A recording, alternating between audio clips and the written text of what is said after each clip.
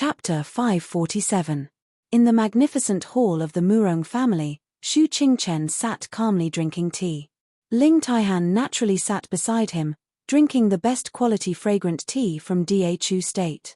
Ling Taihan couldn't help but sigh.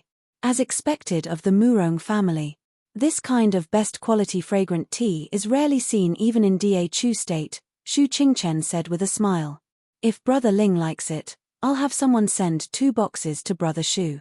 Ling Taihan raised his eyebrows. There's a lot of this tea in the northwest. That shouldn't be the case. This kind of tea wasn't common in Dachu State. Although Dachu State was doing business with the northwest, there were some things that were prohibited from being shipped to the northwest. This included this tea, which was known as the best fragrant tea in Dachu State. This actually didn't affect the northwest.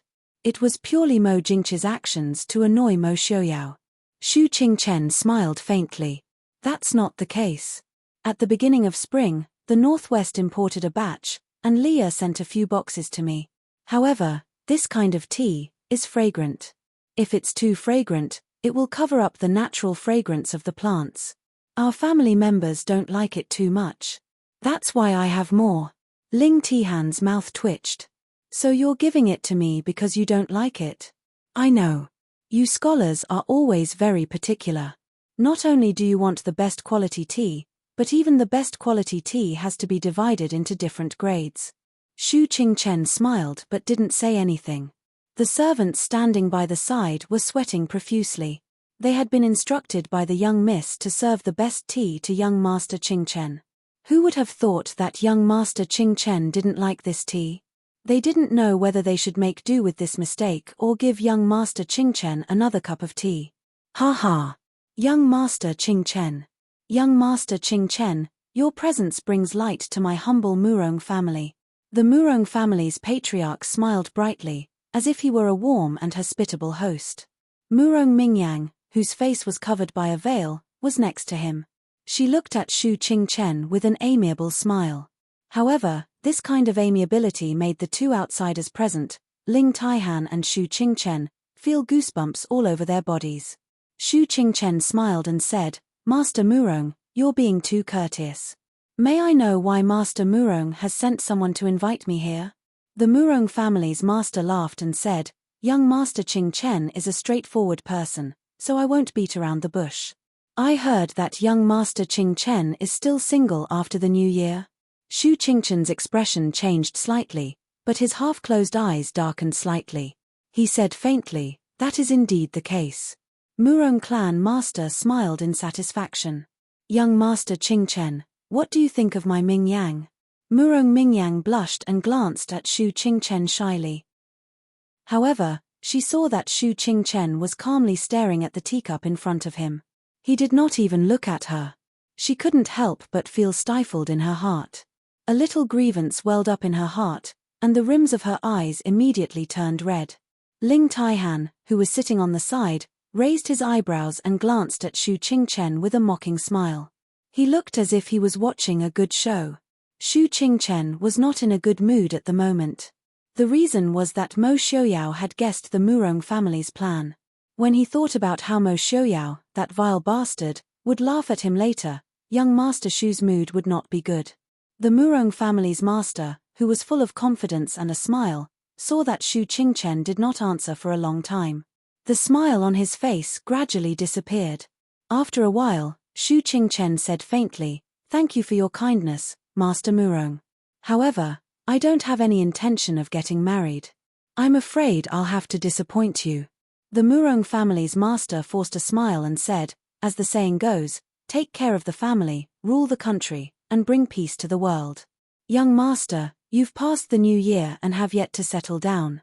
You should think about it carefully. Shu Qingchen smiled faintly and said, You're right, Master Zhuang. I've been working hard these past few years to cultivate my body. Unfortunately, my aptitude is too low and I haven't achieved anything. Ling Taihan could not help but secretly laugh when he heard this. However, his martial arts cultivation was profound and his endurance was enough. He forced himself to suppress his laughter. Master Murong had said that he would govern the country and bring peace to the world. Shu Qingchen had taken that out of context. Ancient people said that cultivating one's body would govern the country and bring peace to the world. Young Master Shu was still working hard on cultivating his body.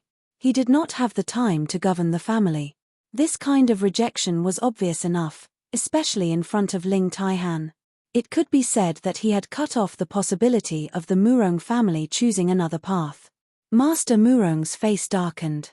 He said coldly, "If that's the case, why did young Master Qingchen stay alone with Mingyu last night? Could it be that young Master Shu is well educated and does not know that men and women should not touch each other? Do you not know the importance of a girl's reputation? Could it be that young Master Qingchen does not intend to give the Murong family an explanation?" Explanation? Shu Qingchen frowned and looked at Master Murong and Murong Mingyang in confusion. The confusion and doubt in her calm eyes almost made the two people unable to maintain the expression on their faces. Shu Qingchen said, "Young Lady Murong came to visit last night. Originally, I wanted to talk at the door, but young Lady Murong insisted on talking with me alone. Or did Master Murong think that it would be better for us to be in a deadlock at the door and be seen by passers-by? In addition, even if we talked in private, Master Murong must know my identity. I can guarantee that there were no less than 4 people in the room at that time. Moreover, I did not touch young Lady Murong's finger." Murong Mingyang was ashamed. She said with tears in her eyes, "Young Master Qingchen, is Mingyang really not worthy of your attention?" Shu Qingchen frowned and said indifferently, "I'm sorry." At this point, it was already a deadlock. Ling Taihan thought about whether he should say something or not.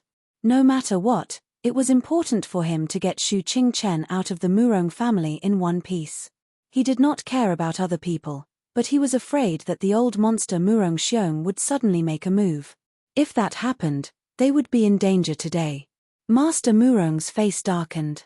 He stared at Shu Qingchen and said, "Young Master Qingchen, even if you don't think for yourself, you should think for Prince Ding and Princess Ding, right?"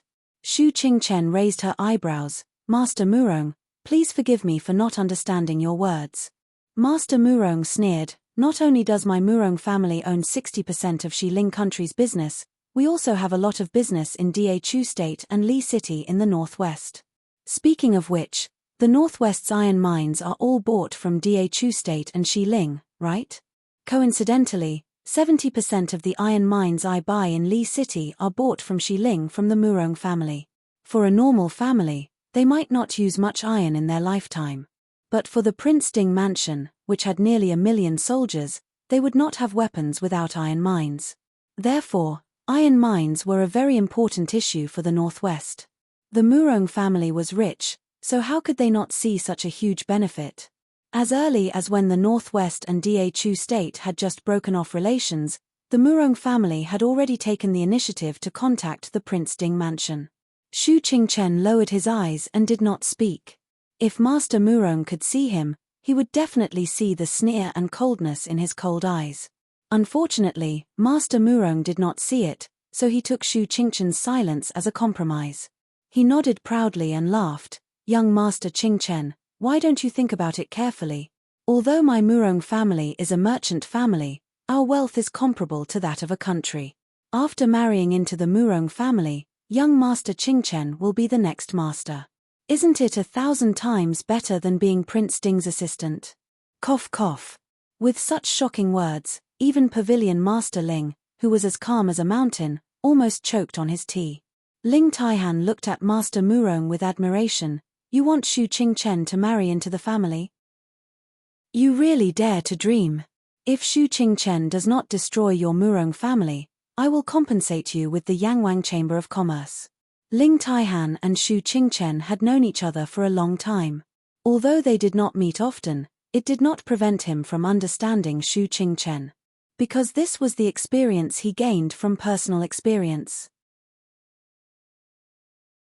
Chapter 548. In the end, the two of them were politely escorted out by the servants of the Murong family, who flattered Shu Qingchen along the way. It seemed that the servants of the Murong family had already decided that young Master Qingchen would be the future son-in-law of the Murong family.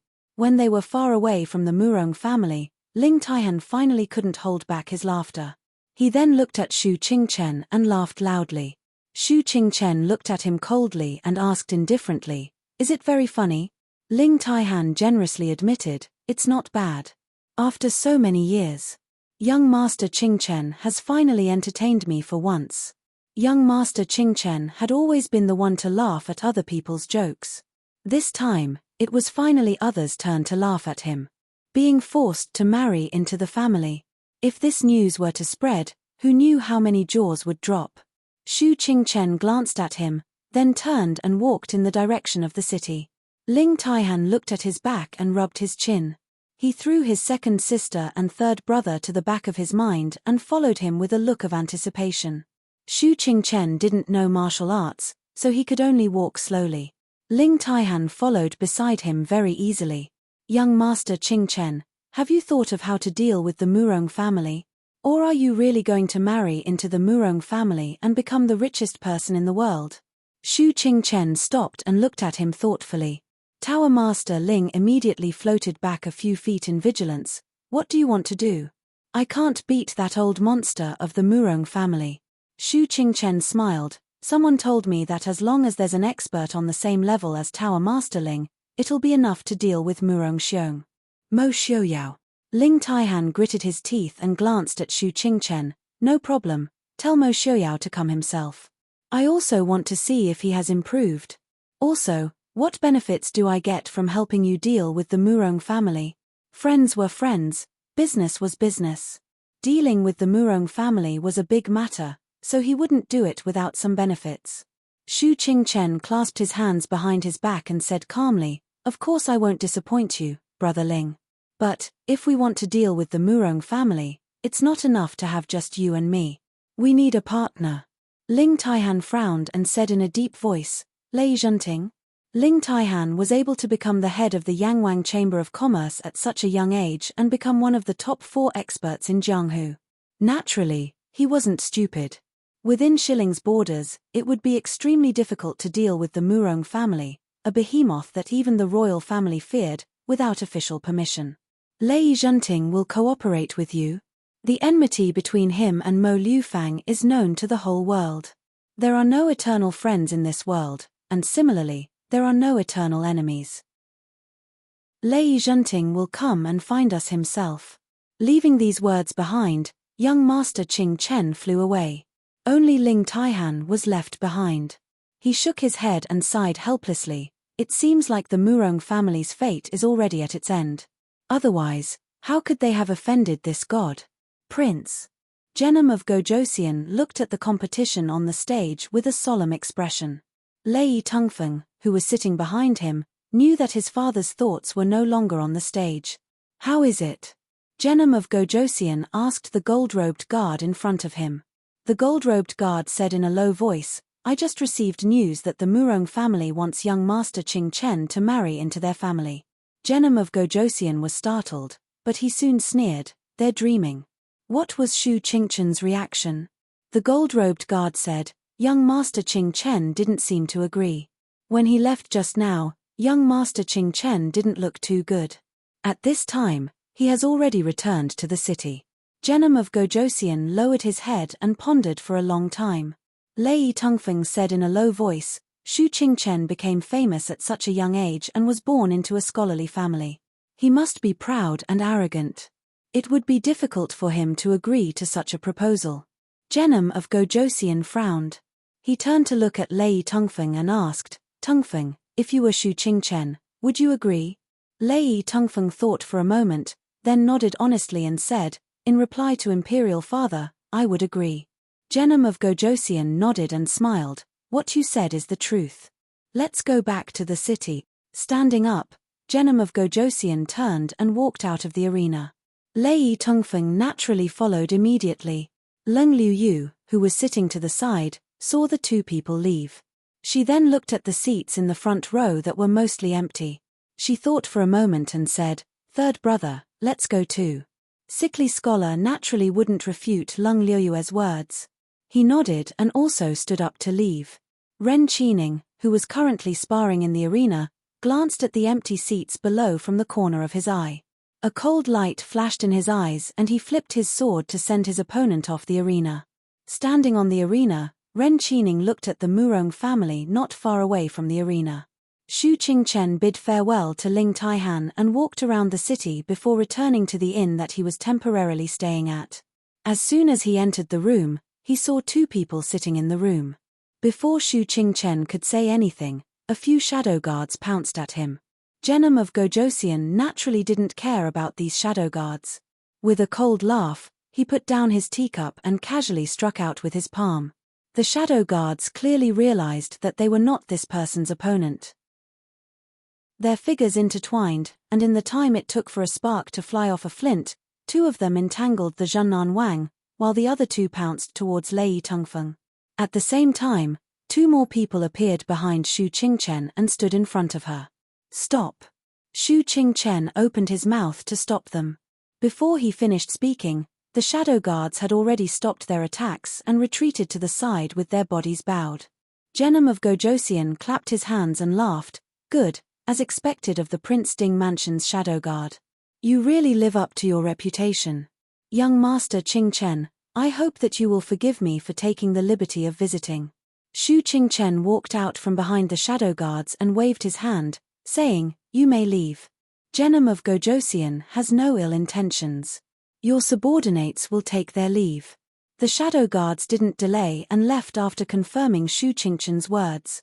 Genom of Gojosian raised his eyebrows and couldn't help but look at this gentle and graceful young Master Qingchen in a new light. Oh?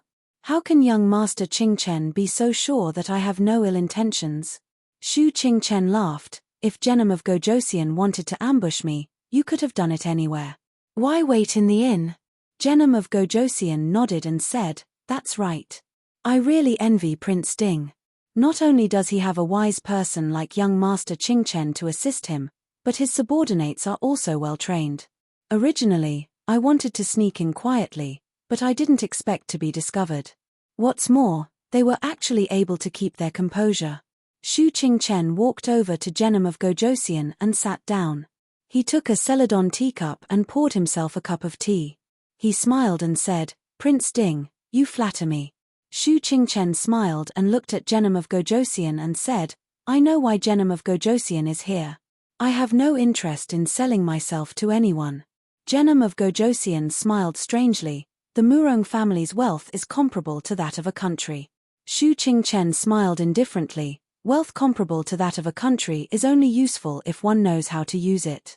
If a person only needs 100,000 taels to live the most extravagant life, then, what's the point of 1,000,000 taels to him? When silver reaches a certain level, it's just a number. The South Protecting King narrowed his eyes and sized up Xu Qingchen. I don't understand what you mean. Xu Qingchen smiled and said, With my current status, I am very short on money. Even 1,000,000 or 10,000,000 wouldn't be too much. But with a different status, 8 or 10,000 would be enough. Genom of Gojosian's eyes flashed and he cupped his hands. Young master is very talented. If I can't have someone like you to assist me, I will regret it for the rest of my life. Prince Ding is very fortunate. Xu Qingchen's words were easy to understand.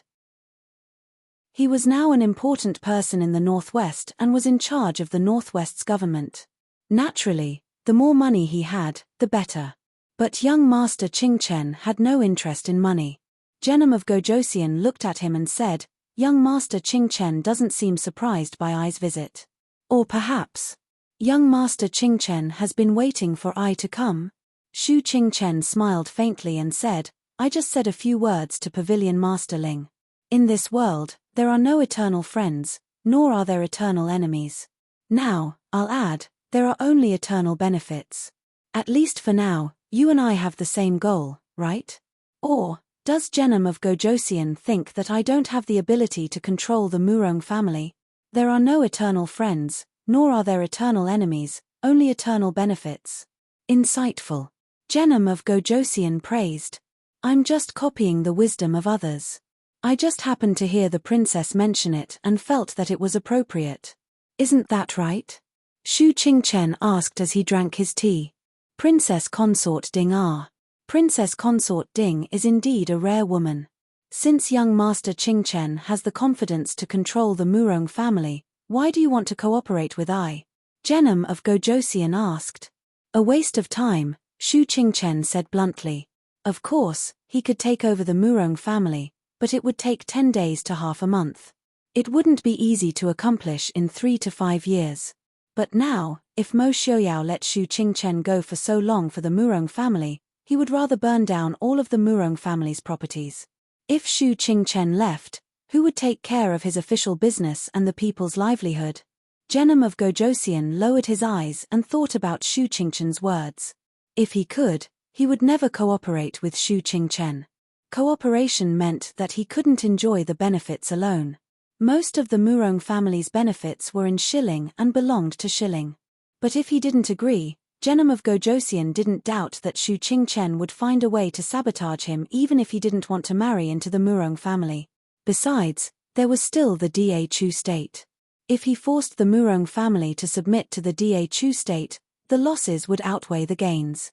After a long time, Genom of Gojosian raised his head and asked, "What do you want, young Master Qingchen?"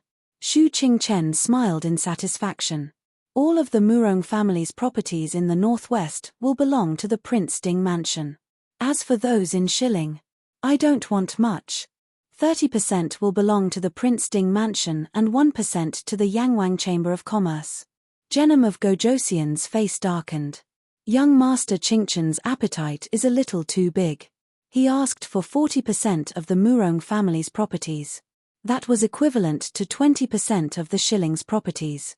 Shu Qingchen smiled faintly. Genom of Gojosian means that Zhennan Palace can take down the Murong family alone? Or can Genom of Gojosian guarantee that the Da Chu state, Nanzhao, and northern tribes won't interfere? Although the royal family of the northern tribes didn't send anyone this time, but we are now in Genom of Gojosian's territory. I don't believe that Genom of Gojosian doesn't know what the northern tribes are up to. Also, does Genom of Gojosian have the confidence to deal with Murong Xiong? Chapter 549. Does Genom of Gojosian have the confidence to deal with Murong Xiong? Shu Qingchen's words were understated, but in Genom of Gojosian's ears, it had a completely different meaning. Jiang Hu's experts seemed unable to affect the overall situation, but experts at Murong Xiong's level couldn't help but make people wary. No matter how much he had the upper hand, if he were to fight to the death, even if he had to risk his life to take your life, there were not many people in this world who would be able to resist him. The higher one's position, the more they cherished their lives. Genom of Gojosian naturally didn't want to let go of such a huge threat to himself. He wanted to unify the world and destroy Mo Liufang's descendants, but if he died at the hands of someone from Jianghu, then he would have nothing left. Young Master Qingchen persuaded Ling Taihan to act. That's right, Ling Taihan has a good relationship with young Master Qingchen and Prince Ding. Genom of Gojosian said in a deep voice. Shu Qingchen smiled faintly and said, "Friendship is friendship, business is business. I won't hide it from Prince. This time, I only came on the way from Nanzhao. I didn't bring many people from the northwest. However, if I can persuade Pavilion Master Ling to act, then I can also persuade the Yangwang Chamber of Commerce to follow my orders. This time, I'm afraid that the Yangwang Chamber of Commerce will have to contribute the most. Prince Ding giving up 10% of the profits isn't too much." Genom of Gojosian had nothing to say. The 10% profit that Shu Qingchen spoke of was 100,000 or even 1,000,000 taels of silver for him. Looking at the smiling young master in white sitting in front of him, Genom of Gojosian once again felt something stuck in his chest. He couldn't spit it out or swallow it. I don't understand why young Master Qingchen wants to act against the Murong family. Speaking of which, the existence of the Murong family isn't without benefits for the Northwest, right? Genom of Gojosian asked. As long as the Murong family existed, the Northwest's economy would never catch up to the Da Chu state. Compared to the hundreds of families contending in the Da Chu state, the Murong family of West Hill had been the dominant family for too long. Shu Qingchen took a sip of tea and sighed softly. I did think of cooperating with the Murong family. Unfortunately, some people are too ignorant. Now that the Murong family is able to become a hidden danger in Xiling, it may not be impossible for them to become a hidden danger in Ding Wangfu in the future. Zhennan Wang was silent for a while before he respectfully said, I understand. I will do as young Master Qing Chen said. If there's anything you need me to do, young Master Qing Chen can just send someone to inform Tungfeng. Lei Tungfeng understood that his father wanted him to take care of this matter. He nodded and cupped his hands towards Shu Qingchen. I hope young Master Qingchen can give me some pointers. Shu Qingchen smiled faintly. Your Highness is too serious. Not long after Genom of Gojosian and his son left, Ling Taihan floated in through the half-open window. He looked at Shu Qingchen and smiled. It's rare that young Master Qingchen would think of me. I didn't waste my efforts to make friends with you. If I could have more friends like you, I wouldn't have to worry about the livelihood of those idiots at home. Shu Qingchen looked up and smiled. So Pavilion Master Ling agrees? Ling Taihan nodded. Of course I agree. Why wouldn't I agree to such a good thing? With this deal, it won't be a problem to prevent the Yangwang Chamber of Commerce from opening for 3 to 5 years. But, you're a lot more generous this time. I thought that even if you didn't want to take the lead, you would at least split it with Lei Zhenting. Shu Qingchen said, West Hill is Genom of Gojosian's territory after all. If we push them too hard, we'll only lose the chicken and the eggs. It's already not bad to get 30% without risking anything. Any more and we'll be hated by others. Ling Taihan frowned. You've helped Lei Zhenting this time. He's been thinking about making a move on the Murong family for a long time. Aren't you afraid that he'll make things difficult for you after he calms down? West Hill's national treasury isn't rich. Once he calms down, I'm afraid that even the million soldiers of the Prince Ding Mansion won't be able to withstand him. No matter how brave and skilled the Prince Ding Mansion was, it couldn't avoid the shortcomings of being too small and barren. It was sandwiched between 3 big countries. They couldn't attack the wealthiest Da Chu state, and they couldn't use the northern tribes in the north. Moreover, the valiant people beyond the Great Wall were not comparable to the scholars of Da Chu state. West Hill was also eyeing them covetously. Although the Northwest had been governed well in recent years, in the eyes of most people, the future was worrying. Shu Qingchen gracefully used the cup lid to gently brush the tea leaves floating on the surface of the water. She laughed softly. It's easy to destroy many things, but to rebuild, it's extremely difficult. If Lei Zhenting thinks that West Hill's business can be revived as long as the Murong family falls, I'm afraid he'll be disappointed. Although he can get a large sum of military funds. But at least, in 3 to 5 years, West Hill will only be poorer than before. Shaking the Murong family was equivalent to shaking the entire West Hill's economy. Without 3 to 5 years, no matter how talented the masters were, they wouldn't be able to save it.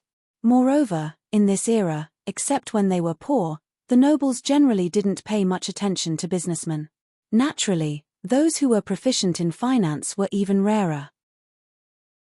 If Genom of Gojosian thought that everything would go smoothly without the Murong family, and that the politics and people would be harmonious, it could only mean that he himself had never studied the economy.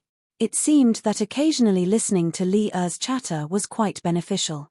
At least sometimes, she raised some points that even someone as intelligent and far-sighted as young Master Qingchen had never thought of.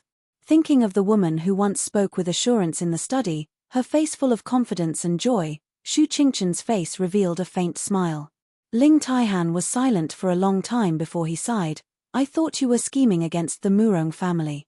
Now it seems that you're scheming against Lei Zhenting. That's right, even though the Murong family was known as the richest family, but no one had ever clearly calculated how much wealth Ding Wangfu had. Even if it wasn't as good as the Murong family, it could still raise hundreds of thousands of Mohist army under the suppression of the Da Chu state's royal family for generations. With this kind of background, it was likely that they didn't really care about the Murong family's gold and silver. Encountering such an opponent, Lei Zhenting could only admit that he was unlucky. You people think too much in your brains. I'm too lazy to think about these things. When you're about to make a move, just send someone to inform me. Ling Taihan said in a low voice. All his life, he pursued the pinnacle of martial arts. He had no interest in Jianghu or the imperial court. Even if it was the Yangwang Chamber of Commerce, it was more of a responsibility. Therefore, he naturally didn't have much interest in Shu Qingchen's roundabout matters that made his head hurt just by listening to her. Shu Qingchen smiled and agreed. She watched Ling Taihan leave through the window, and the room returned to silence. Since that day when Shu Qingchen left the Murong family, she didn't reply to any news from the Murong family. The rankings for the new round of the martial arts convention were also released. However, this time, it was clearly a bit awkward. There was no other reason. One of the 4 great masters from the previous 2 tournaments was still alive. Although only 2 of them attended the martial arts convention, they didn't fight. Therefore, this year's young masters couldn't directly occupy the title of number 1 great master. In the end, the martial arts convention, which was originally highly publicized, ended in a somewhat hasty manner. A few days ago, the Murong family was still patiently waiting for Shu Qingchen's reply. Moreover, after the martial arts convention, Shu Qingchen didn't leave in city. It was normal for young Master Qingchen to take some time to consider something as important as marrying into the family. However, the Murong family gradually realized that something was wrong. Chapter 550. There was still no movement in places further away, but news came from places closer to an city that businesses were starting to have problems. Not only was there interference from the Emperor Shilling, but there was also the shadow of the Da Chu state or the Prince Ding mansion. Master Murong thought of the white-clothed figure with a calm smile in the hall of the Murong family, and his face became more and more unsightly. This was just the beginning. When the Murong family found out that their businesses in Great Chu, Nanzhou, and the Northwest all had problems at the same time, and their shops were either closed down or forced to close. Some of them were even directly confiscated.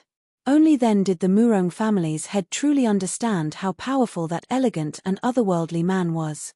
Bastard! Is that Shu boy crazy? In the study of the Murong family, Murong Xiong was furious as he read the news reported by his nephew. Murong Mingyang stood behind her grandfather, and her face was covered in tears. She never thought that Shu Qingchen would attack the Murong family in order to not marry her. Murong Xiong said angrily, "Pass down the order. I want the Prince Ding mansion to not be able to buy a single iron mine in the Northwest." Master Murong smiled bitterly and said, "I just received news that there are iron mines in the Northwest, and the Prince Ding mansion is not only doing business with the surrounding countries, but also with the countries of the West. The Martial Arts Society convention hasn't even started, and the Northwest has already attacked our shops. I'm afraid Shu boy didn't come with good intentions this time." Murong Xiong was so angry that he gasped for breath. How much did the Murong family lose? Master Murong said, "All our businesses outside the West Hill are gone." The Murong family's foundation was in the West Hill. Although they had businesses in other places, they weren't enough to really affect the other party's economy, so they didn't have to worry about attacking. He was afraid that when the Murong family's businesses collapsed, the merchants in their own country would celebrate. The West Hill also suffered heavy losses. Not only did the Genom of Gojosian and the officials suppress us, but many merchants among the people also began to attack us. The Murong family monopolized more than half of the businesses in the West Hill, so they naturally had countless enemies. Murong Xiong sneered and said, "Since they want to fight with us, there's no harm in letting them see how deep the Murong family's wealth is. How could the Murong family's wealth be limited to the shops outside? Even the gold and silver accumulated over hundreds of years was enough to crush those who went against them." The Murong family's master said hesitantly, "Uncle, I'm afraid that this isn't appropriate. Wouldn't that give Genom of Gojosian a legitimate reason to interfere? If the conflict between the merchants was too serious and affected the common people, Genom of Gojosian could directly order his army to wipe out the Murong family and no one would say anything." Murong Xiong could not help but frown. He had been practicing martial arts since he was a child. He was not proficient in politics or business. While the two of them were frowning and thinking hard, a servant came in from outside and reporting to Master, "There is a young Master Ren Qining outside asking for an audience." Master Murong frowned and said, "Ren Qining? Who is that?" Murong Xiong had some impression of him and said, the one who won first place in the martial arts competition. Unfortunately, he is too young. If he was 10 years older, he might be able to surpass Ling Taihan and Lei Junting. The Murong family's master had no interest in Ren Qining's martial arts. Even if Murong Xiong's cultivation was profound, he was helpless in the face of the Murong family's current deadlock. What does he want? The servant reported, young Master Ren said that he can resolve the current deadlock for Master. The Murong family's master was startled and turned to look at Murong Xiong. Murong Xiong's old eyes slightly narrowed and said, "Let him in." Not far from the Murong family's residence, two people were sitting leisurely on a lush tree branch and looking at the Murong family's gate. "Li, what do you think Ren Qining wants to do by coming to the Murong family at this time?" Mo Xiaoyao asked curiously. Yi Li shook her head. She wasn't an immortal, how could she know so clearly? Mo Xiaoyao sighed and said, "We clearly said that we would come out to play, but why do I feel more tired than usual?" Yi Li leaned on his chest and said with a smile, "Isn't that the one who doesn't know martial arts? Although he has the shadow guard to protect him, you also know how powerful that Murong Xiong is. If he suddenly turns hostile, what's the use of Big Brother's intelligence?" If Xu Qingchen and Murong Xiong came face to face and made up their minds to kill him, even if Xu Qingchen was the smartest person in the world, it would still be a waste. In the face of absolute strength, any scheme would be useless.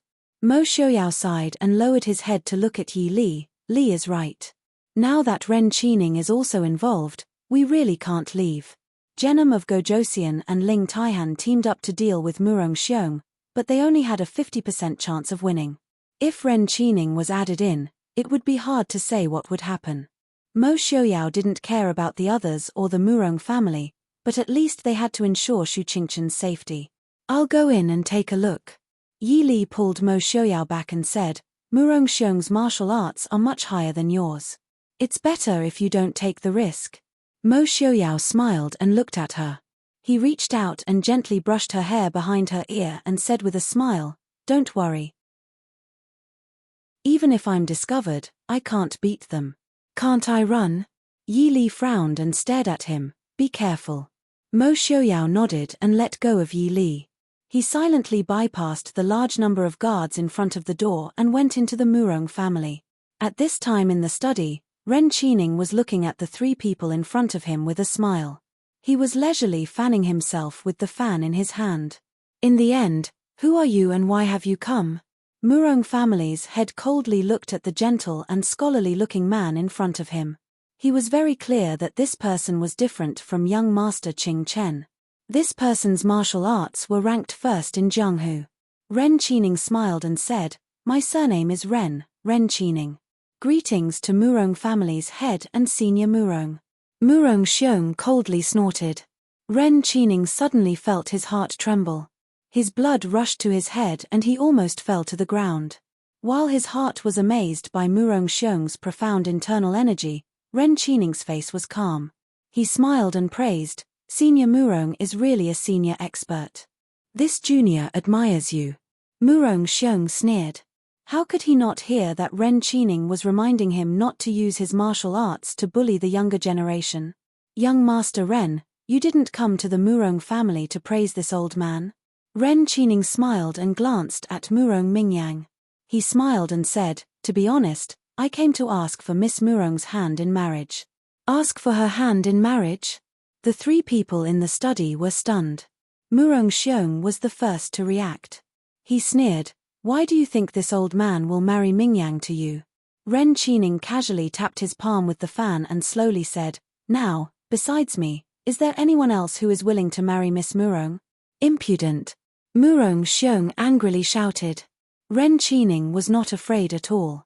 He smiled and said, "Senior Murong, please don't be angry. Although my words are unpleasant to hear, Senior Murong can't deny that this is the truth. The Murong family is big and powerful. Naturally, there are not many people who are qualified to marry Miss Murong. Senior Murong must have understood young Master Qingchen's attitude these days. Pavilion Master Ling is probably standing on young Master Qingchen's side. Or, does Master Murong plan to marry Miss Murong to the Dhu state? With Murong Mingyan's status, She would at most be an imperial concubine after entering the palace. Not to mention the imperial concubine and the empress. The Da Chu state did not lack money. The importance of the Murong family in Emperor Chu's eyes was questionable. At that time, he was afraid that he would suffer a double loss. The Murong family would lose their only daughter and their entire family business. Do you think you are qualified to marry Mingyang? Murong Xiong stared at him and said coldly. Ren Qining smiled and said, although I am not as rich as the Murong family, I still have some ability and family background. Murong Xiong snorted disdainfully. No matter in Jianghu, he had never heard of the name Ren Qining. There was no powerful family with the surname Ren. An unknown brat dared to be so arrogant. Ren Qining did not get angry when he saw Murong Xiong's contemptuous expression. He said with a smile, Senior Murong, how about you give me some pointers? Murong Xiong did not have time to ridicule Ren Qining for overestimating himself. He saw Ren Qining's sleeve move and a strong wind attack the Murong family's head. The Murong family's head did not practice martial arts. He was shocked by this sudden change and did not have time to dodge. Murong Mingyang, who was standing to the side, clenched her teeth and a dagger appeared in her hand. She stabbed it towards Ren Qining. Ren Qining smiled slightly. His fingers moved quickly and easily took the dagger from Murong Mingyang's hand. Although this move was exquisite, if young experts like Ling Taihan and Mo Xiaoyao were present, they might not be able to see through it. However, Murong Xiong was different. He was already the world's #1 expert 50 years ago. The things he had seen were naturally much more than Mo Xiaoyao and Ling Taihan. Murong Xiong's face changed. He stared at Ren Qining and said, fleeting finger, who are you to the Lin family? Ren Qining slightly bowed and said with a smile, Junior's surname is Lin and given name is Yuan. My grandfather's surname is Lin and given name is Fuqin.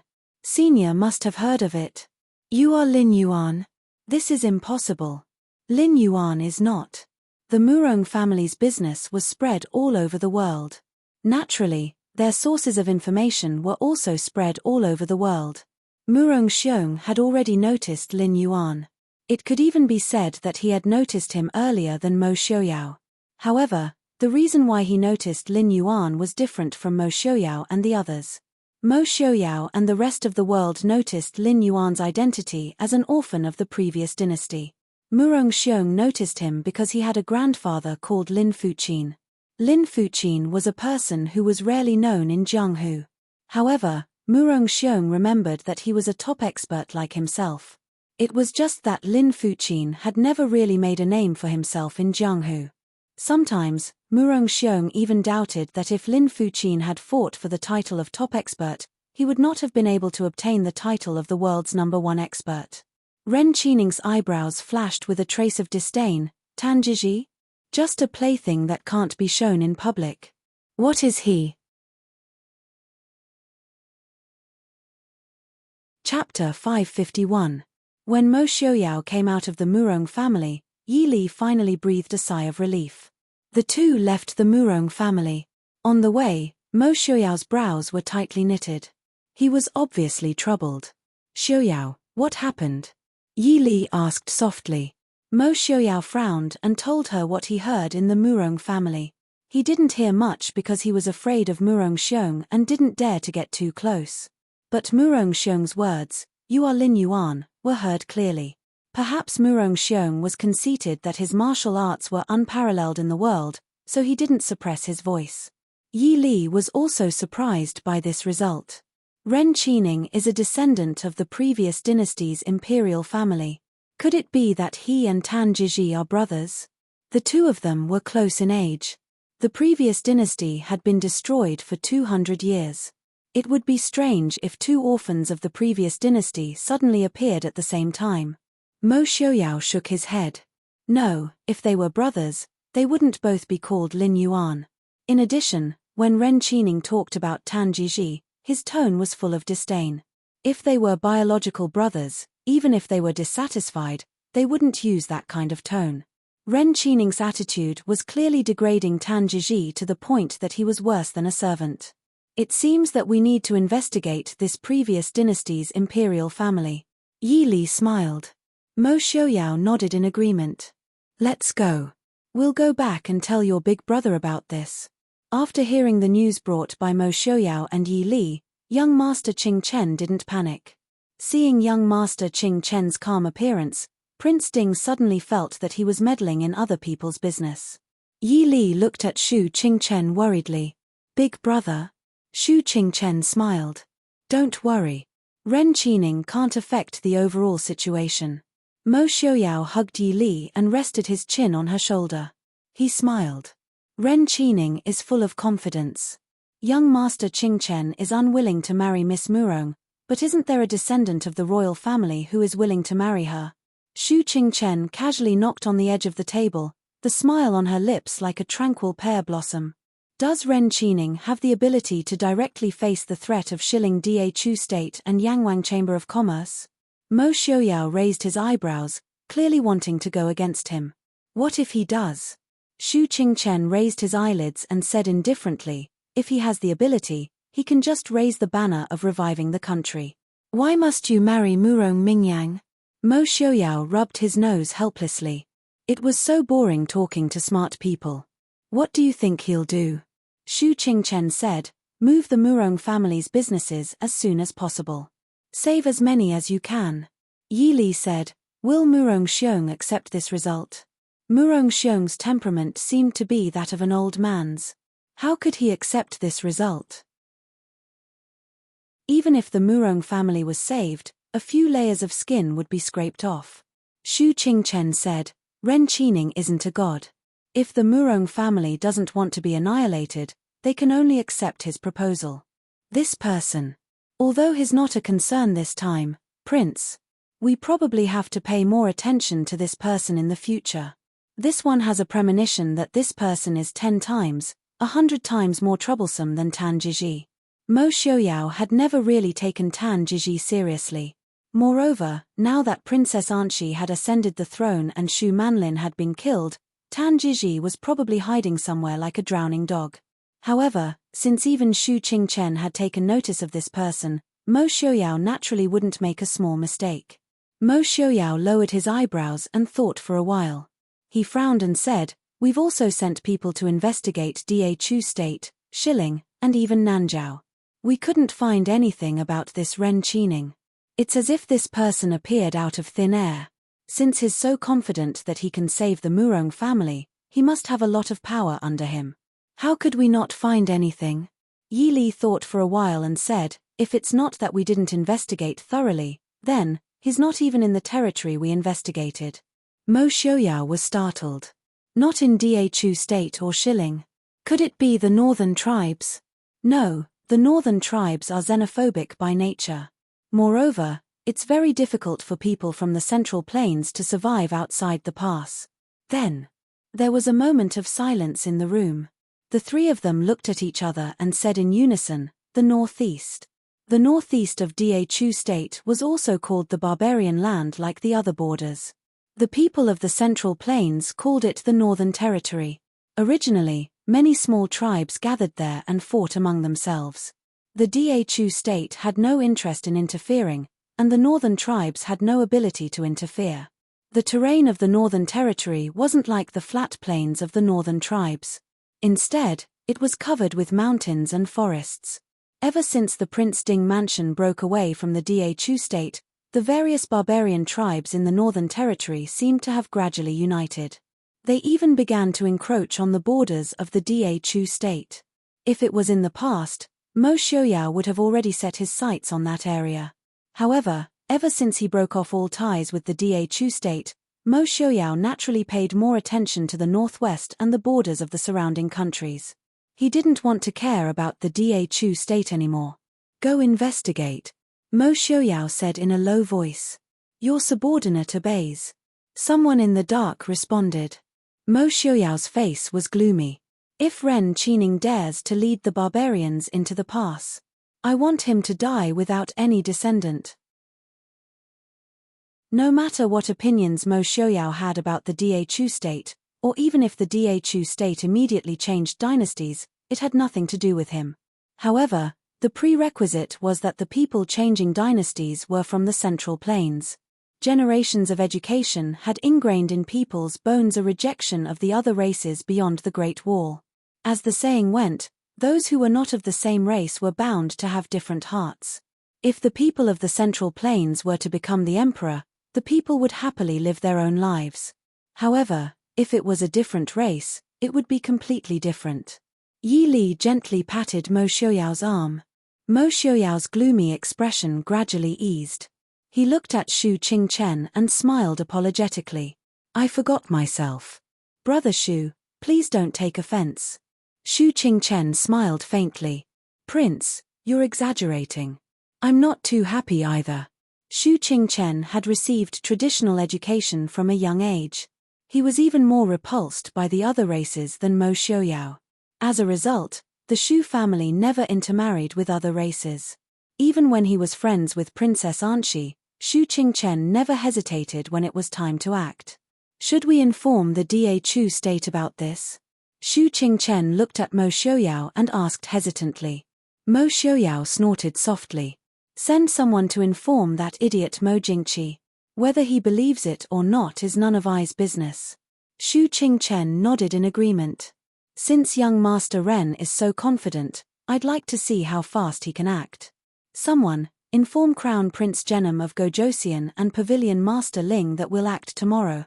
Shu Qingchen smiled coldly. Yes, sir. Once they shed all pretense of cordiality and acted, they would naturally act very quickly. Genom of Gojosian's order to seal up all the shops of the Murong family in West Hill. Originally, Genom of Gojosian did not agree to it. In this way, the West Hill's economy and people's livelihood would inevitably be greatly affected.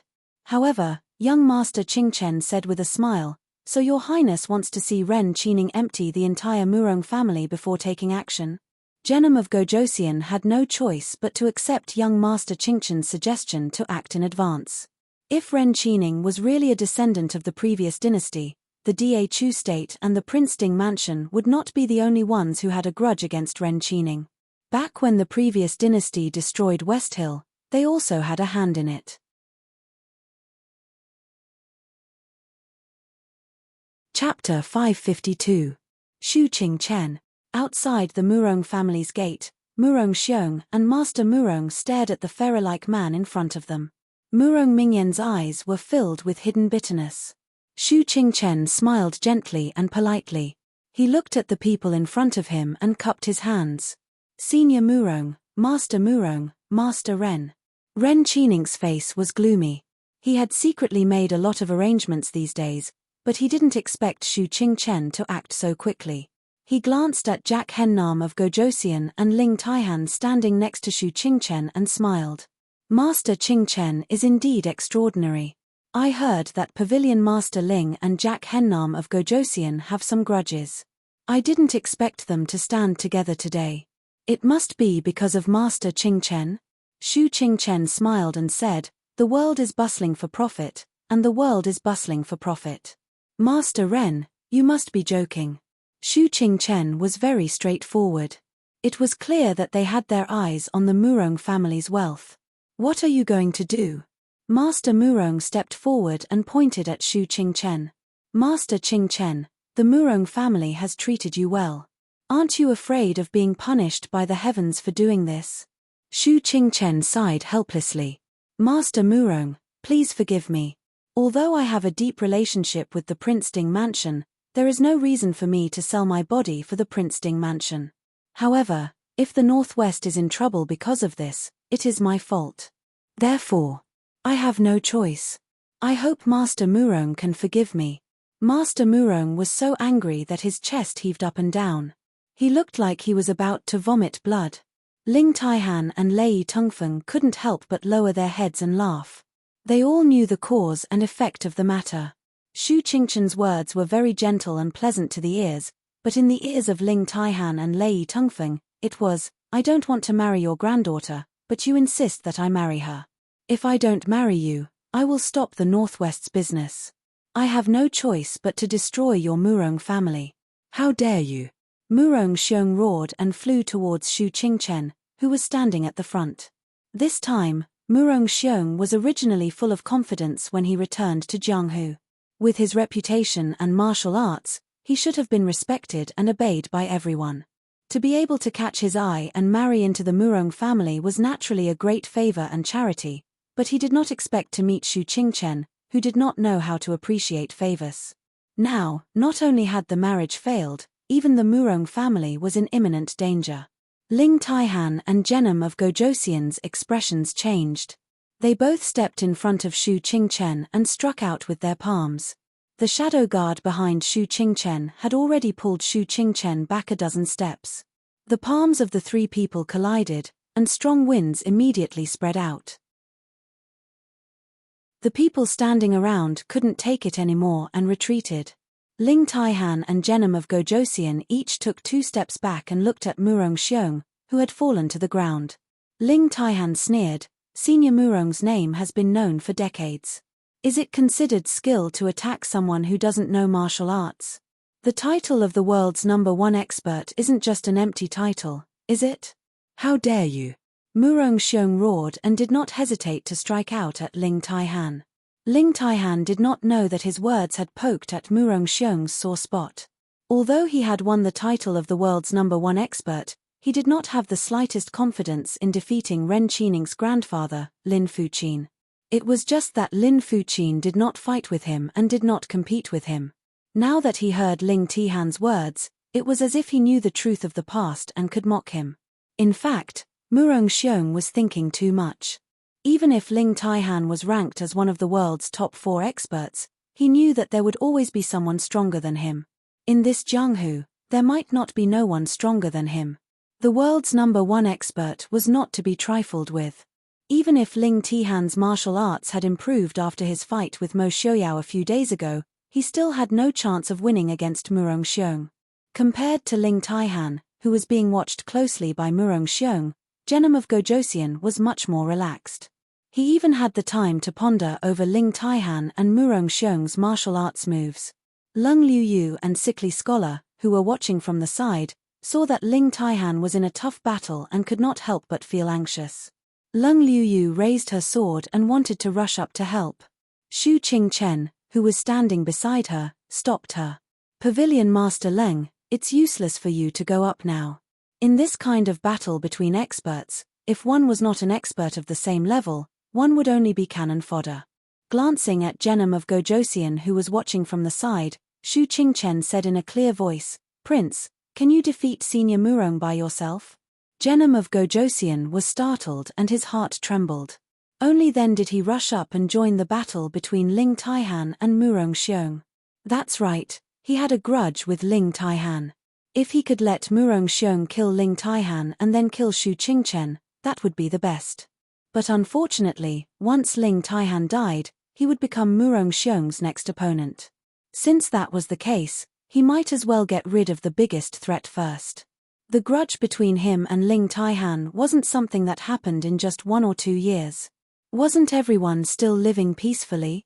With Genom of Gojosian joining the battle, Ling Taihan immediately let out a sigh of relief. The two of them working together to fight Murong Xiong was considered to be evenly matched. On the side, Ren Qining's expression was gloomy. He glanced at the people on the battlefield and also jumped into the battle.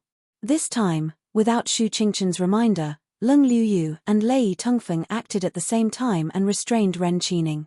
As a result, all the important people present had already acted. Murong clan and Ren Qining's people also rushed out under the Murong clan's signal. The Yangwang Chamber of Commerce and Genom of Gojosian's gold-robed guards behind Xu Qingchen also stepped forward. They didn't want to show any weakness and engaged in close combat. The Murong clan was instantly filled with blood. "Why are you doing this to me?" Murong Mingyang looked at the chaos in front of her and walked step by step towards Xu Qingchen. Her martial arts weren't very strong, but she wasn't weak either. Along the way, the people on both sides didn't really attack her.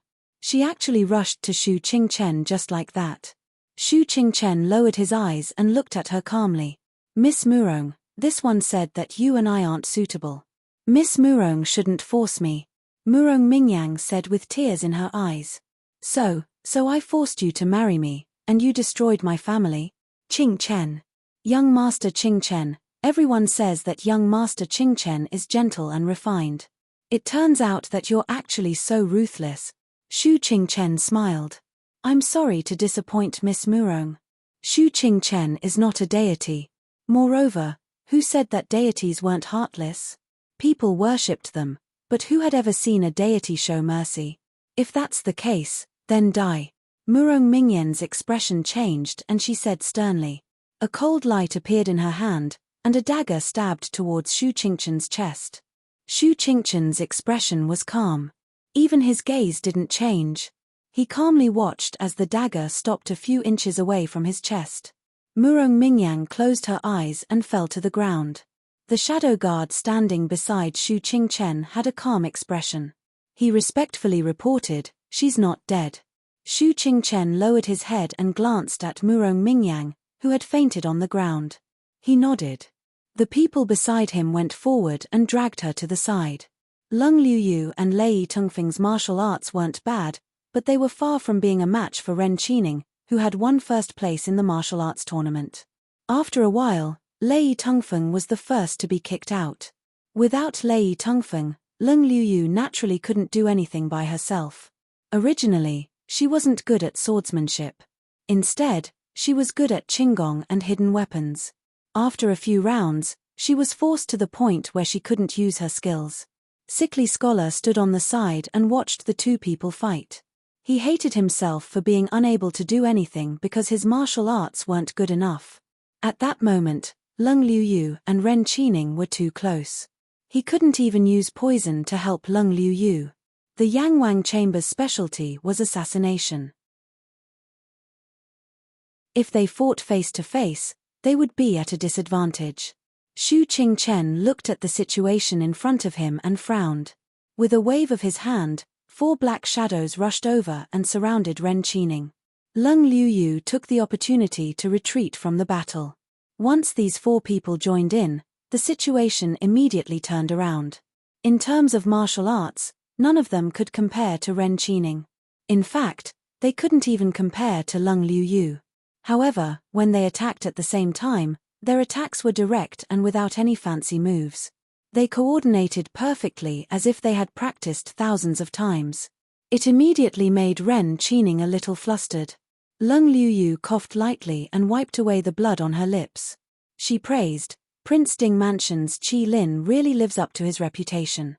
Lung Liuyu had also dealt with the Prince Ding Mansion's shadow guard before. Naturally, she could see that these 4 people were completely different from the shadow guard.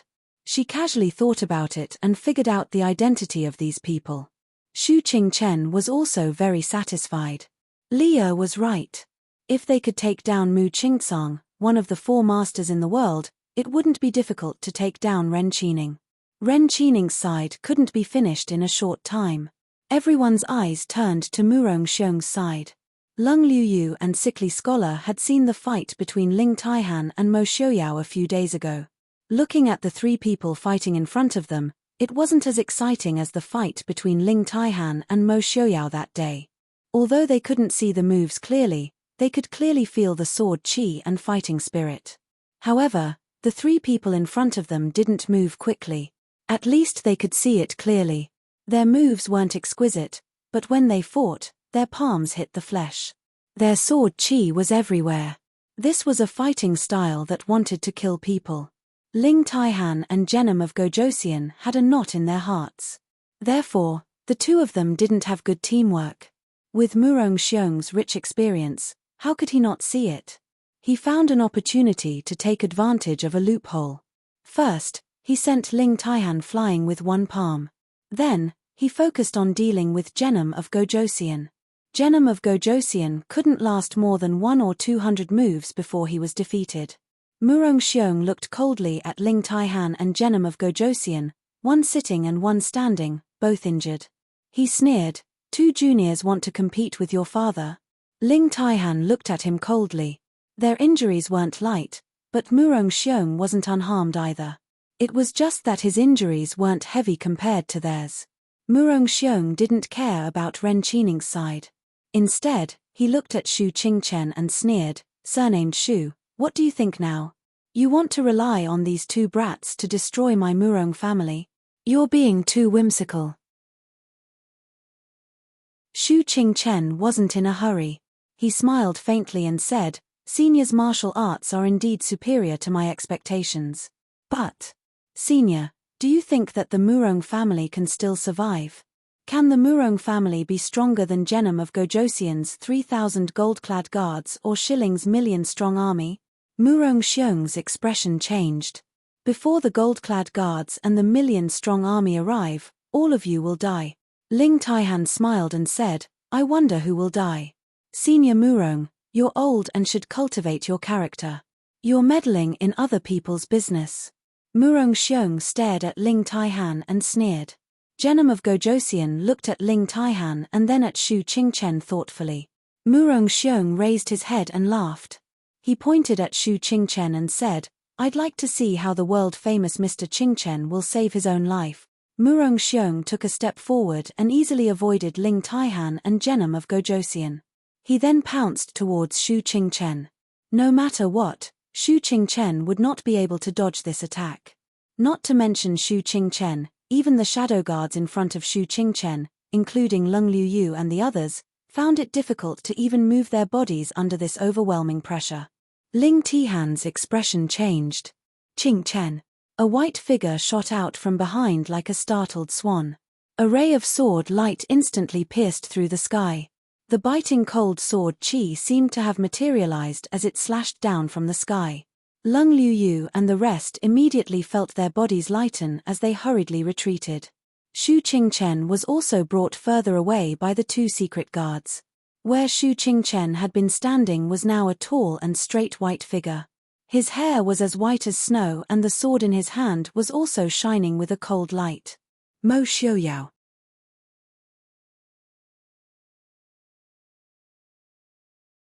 Chapter 553. Murong Xiong was shocked and angry. Although he had never seen Mo Xiaoyao before, he knew that Prince Ding had a head of white hair. Moreover, there were only a handful of people in the world who could block his full-strength attack. Other than Prince Ding, Mo Xiaoyao could not possibly be this white-haired man.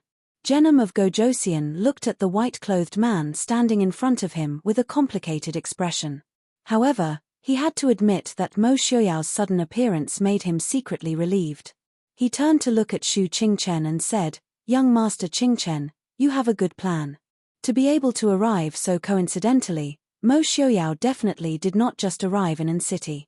However, he did not appear in front of everyone. Clearly, he was a hidden card left behind by Shu Qingchen. No wonder Shu Qingchen dared to provoke the #1 expert in the world despite his lack of strength. Shu Qingchen smiled faintly and did not reply. Genom of Gojosian saw this and turned to Mo Xiaoyao. Prince Ding is quite timely. Wouldn't it have been better if he had arrived a little later and caused both sides to suffer? Mo Xiaoyao said indifferently, just now, there were over 100 experts coming this way. It took some time and we were almost late. I'm very sorry. Only then did everyone notice that Mo Xiaoyao's white clothes were stained with blood.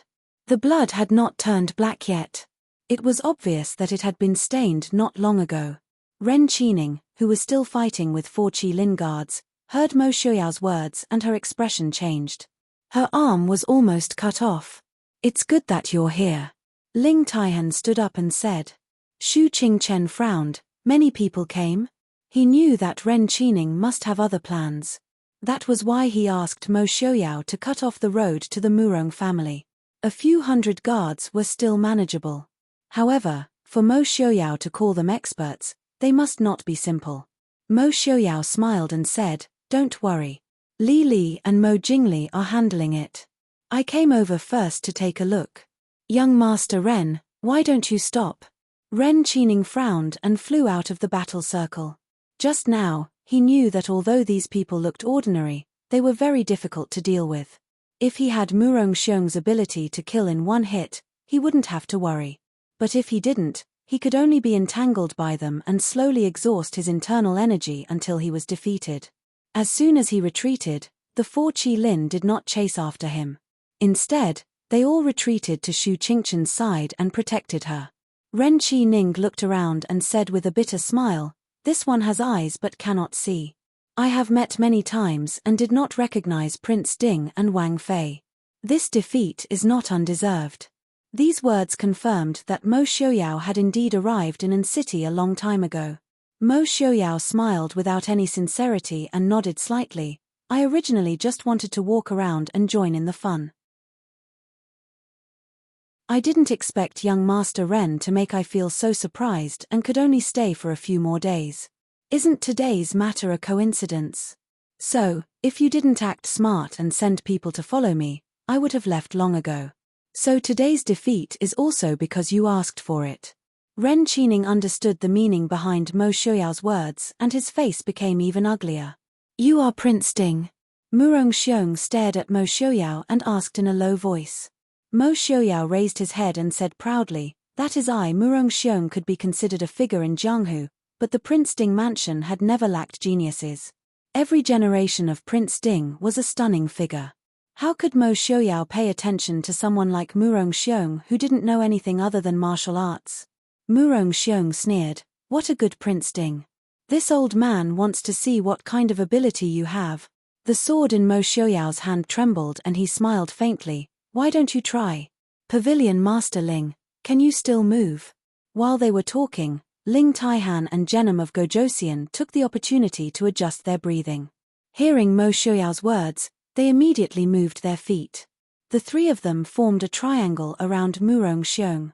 At this time, no one wanted to overestimate themselves and fight Murong Xiong one-on-one. Moreover, apart from Ling Taihan, the other two weren't people of Jianghu. Naturally, they couldn't be expected to follow the rules of Jianghu. Killing the opponent was the most important thing. Ren Qining suddenly intervened and stood in front of Genom of Gojosian. He smiled and said, the three of you, it's fine if it's 2 against 1, but 3 against 1 is unsightly. Why don't I experience a few moves from Genom of Gojosian? Mo Xiaoyao smiled, young Master Ren, please do as you wish. After saying this, he didn't pay attention to the others and waved his sword. A biting cold light flashed towards Murong Xiong. Ling Taihan didn't hold back either. He waved his sword and sword chi surged. The two of them worked together much better than Genom of Gojosian. Even Murong Xiong wasn't as relaxed as he was. On the other side, Ren Qining naturally began to fight with Genom of Gojosian. On the road to the Murong clan, there was also a bloody and chaotic battle. One side of the battle wore the clothes of ordinary people and used all kinds of weapons. However, each of them had extraordinary skills. On the other side, Mo Jingli's bodyguards were faintly unable to stop them. Mo Jingli swung his sword and killed an enemy. He felt a strong wind coming from behind his head and hurriedly wanted to dodge, but it was too late. Just as he saw a long sword stabbing towards his chest, a white shadow flitted past. The sword that was hurriedly stabbing towards his chest paused. Mo Jingli quickly dodged, and when he turned back, he saw that the person had fallen to the ground. Not far away, the plain-clothed woman was graceful, but her methods were swift and fierce. Her moves were simple and clear. In the blink of an eye, there were 3 or 4 corpses lying in front of her. Mo Jingli was stunned. He looked at Yi Li with a complicated expression. Yi Li slashed a person's neck with her sword. When she turned around, she saw Mo Jingli standing behind her and looking at her in a daze. She couldn't help but frown and say, Your Highness Prince Li, how can you be distracted even on the battlefield? Only then did Mo Jingli come back to his senses. He looked at Yi Li strangely and said, How can you be like this? Yi Li was speechless and rolled her eyes at the sky. She couldn't understand what Mo Jingli wanted to say. She turned around and the dagger in her hand flashed coldly. She cut off an enemy's wrist, but Mo Jingli pulled her back again. Yi Li frowned. She looked angrily at Mo Jingli and said angrily, What do you want to do? On the side, the Shadow Guard and Qi Lin of the Prince Ding mansion saw their Wang Fei being held back by Prince Li and approached Yi Li with interest. They separated the enemies around the two. Yi Li saw the situation and took a deep breath. She pushed aside Mo Jingli's hand and said in a deep voice, Prince Li, if you have something to say, can't you wait until after this is over? Mo Jingli looked at her and was silent inside. When this is over, Can I find you to talk to? Mo Jingli had never thought that he, as a prince, needed to charge into battle like a normal soldier. So when his subordinates were still fighting, he didn't feel any shame in standing here and gossiping. Mo Jingli stared at Yi Li and said, "You never told me that you were so skilled." Yi Li heard the hidden condemnation and rolled her eyes. She really had enough of Mo Jingli's old words. It was as though every time they met, he would bring up the same topic. It was as though she had wronged him. "What does my skills have to do with you, Prince?" During the time the two were facing off, the people of the Prince Ding mansion and Prince Li worked together to finish off their opponents. Yi Li was too lazy to pay attention to Mo Jingli, who was going crazy. She turned and headed back to the Murong family.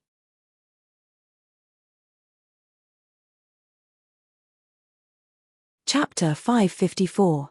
Before she could turn around, she saw a group of people approaching. Yi Li couldn't help but frown. Ren Qining couldn't have hidden so many people near an city without anyone noticing. Mo Jingli glanced at them and said, "It's Imperial brother." It was indeed Mo Jingqi and his group of highly skilled guards. Yi Li frowned. They didn't bring many people with them this time, so they chose to work with Mo Jingli to intercept Ren Qining's people. Of course, this was because Mo Jingli had taken advantage of many of the Murong family's businesses in Dachu State. On the other hand, although Mo Jingli wasn't a reliable person, Yi Li still felt that this person had a bottom line compared to the sometimes calm and sometimes crazy Mo Jingqi. She didn't expect that Mo Jingqi, who cherished his life so much, didn't leave when an city was obviously in chaos. Instead, he brought people to the Murong family. What is he doing here now? Mo Jingli laughed coldly. What else can I do? Naturally, he's here to loot a burning house. Yi Li smiled coldly. Loot a burning house? Who can he rob? As they spoke, Mo Jingqi had already walked in with his people. When he saw Mo Jingli, his originally smiling face became gloomy and distorted when he saw Yi Li. "Princess Ding? Why are you here?" Yi Li smiled faintly. "An city is Xiling's territory. The people of Xiling have never said that they don't want me here. Why can't I be here?" Mo Jingqi's eyes were probing. Since Princess Ding is here, then Prince Ding is naturally here too? Yi Li smiled and said, "Does Emperor Chu want to have tea with our prince?" Mo Jingqi looked at Yi Li and the guards beside her. His eyes flashed and he turned to Mo Jingli and asked, "Why is Imperial brother here?" Mo Jingli solemnly said, "I came to join in the fun and happened to run into Princess Ding." "Isn't Imperial brother here as well?" Mo Jingqi said, "Is that so?" From his tone, it was clear that he did not believe Mo Jingli's explanation. Mo Jingli knew that Mo Jingqi was suspecting that he might be in cahoots with Mo Xiaoyao. He didn't explain, nodding and saying seriously, "Yes. I have to go to the Murong family first. If Prince Li and Emperor Chu still have things to say, I will take my leave first." Yi Li smiled faintly. Mo Jingli said, "I also have to go to the Murong family. Let's go to BA together." "Imperial brother," Mo Jingqi said in a low voice, "Of course I have to go and take a look." As he said this, his gaze kept lingering on Yi Li. Yi Li didn't care and walked casually beside Mo Jingli.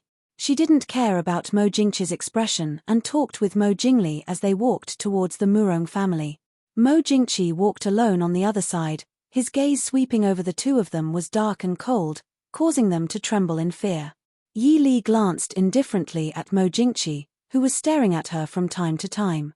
She obviously knew what Mo Jingqi was thinking. He was thinking about whether or not he could use her to threaten Mo Xiaoyao. Unfortunately, she wouldn't give him the chance. She glanced at Mo Jingli, who was only a step away from her. If Mo Jingqi wanted to make a move, Mo Jingli and his bodyguards would become her best shields.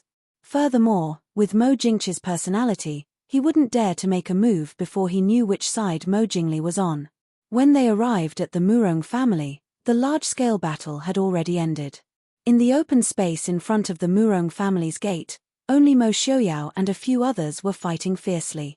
Powerful sword qi and palm qi flew in all directions, smashing the surrounding trees and even the eaves. It was a complete mess. "Big brother." Yi Li walked to Shu Qingchen's side and said softly, Xu Qingchen glanced at Mo Jingli and Mo Jingqi, who were following behind Yi Li, then looked at the blood that had accidentally splattered on her body. He couldn't help but sigh. After carefully sizing up Yi Li, he asked softly, "Is Li injured?" Yi Li shook her head and said, "Big brother, don't worry. Li isn't injured." "How long have they been fighting?" Xu Qingchen muttered to himself for a moment, then frowned and said, "It's been 2 hours." Yi Li said, "Xiaoyao has also met Murong Xiong before. Since he said that he and Pavilion Master Ling can deal with Murong Xiong together, there shouldn't be any problems. However, we have to prevent Genom of Gojosian from taking advantage of the situation after the battle." Xu Qingchen nodded and smiled, "I also have the same thoughts. So, let Genom of Gojosian and Ren Qining fight for a while longer." Genom of Gojosian had already been injured when he fought with Murong Xiong before, and his injuries were even more serious than Ling Tihan's. If he fought with Ren Qining again, his vitality would be greatly damaged, and he wouldn't have the energy to do anything else. Therefore, Xu Qingchen watched the battle for a long time and didn't have the slightest intention of asking Qi Lin to help Genom of Gojosian. Mo Xiaoyao still couldn't see it, but the battle between Ren Qining and Genom of Gojosian was about to end. As Xu Qingchen and Yi Li spoke, the two of them simultaneously sent out a palm strike with all their strength. Then, they both retreated 7 or 8 steps before stabilizing their bodies. Ren Qining's face was pale. He furrowed his brows and finally spat out a mouthful of blood. Even though Genom of Gojosian didn't spit out blood, there was a trickle of blood at the corner of his lips, and his body swayed. Lei Tongfeng hurriedly went forward to support him. Ren Qining and Genom of Gojosian were almost 20 years apart in age. Even though Genom of Gojosian was injured first, it was enough for Ren Qining to be proud that the two of them were able to fight to a draw. "Fu Wang, how are you?" Lei Tongfeng supported Genom of Gojosian and asked with concern. Genom of Gojosian waved his hand to indicate that he was fine. He raised his head to look at Ren Qining and said, "Ren Gongzi is very skilled." Ren Qining's injuries weren't light either. He forced a smile and said, "Prince overpraises me." He glanced to the side and saw Yi Li standing next to Xu Qingchen. He grimaced helplessly and said, "This one was blind and didn't recognize Prince Ding and Wang Fei. This time, I've really been busy." That was why it was said that it wasn't good to be too shallow. It wasn't good to be too mysterious. If one didn't want to be understood by others, if one hid too deeply, they would lose the opportunity to interact with others. If it was Lei Tongfeng, Mo Jingli, or Tan Jiji, if they encountered Mo Xiaoyao and Yi Li on the road, even if they didn't recognize them on the spot, they would still be able to recognize them if they thought about it carefully. After all, the art of disguise wasn't so good that it could change a person's appearance completely. But it was a pity that Ren Qining had never seen Mo Xiaoyao and Yi Li before. Even if he had seen pictures of them, the pictures in this era were very abstract and freehand. If they weren't wearing the same clothes, he probably wouldn't have recognized them even if he saw them face to face. If Ren Qining had known that the people he encountered were Mo Xiaoyao and Yi Li, he definitely wouldn't have underestimated them and acted so carelessly. Yi Li didn't feel anything towards Ren Qining's frustration. She smiled and said, "Gongzi is too polite. This consort and prince didn't think that we would meet someone like Gongzi. It's an honor to meet you. Lin Gongzi." Ren Qining's eyes narrowed and he stared closely at Yi Li. He smiled faintly and turned his gaze towards Mo Xiaoyao and the others who were still fighting. At this time, the fight had already reached its most critical point. The spectators couldn't help but hold their breaths. Mo Xiaoyao and Ling Taihan looked at each other and stood up at the same time. One in front and one behind, they stabbed towards Murong Xiong. Murong Xiong was pincered by the two of them and was also under great pressure. Mo Xiaoyao and Ling Taihan working together was several times more difficult to deal with than Genom of Gojosian. Both of them used swords.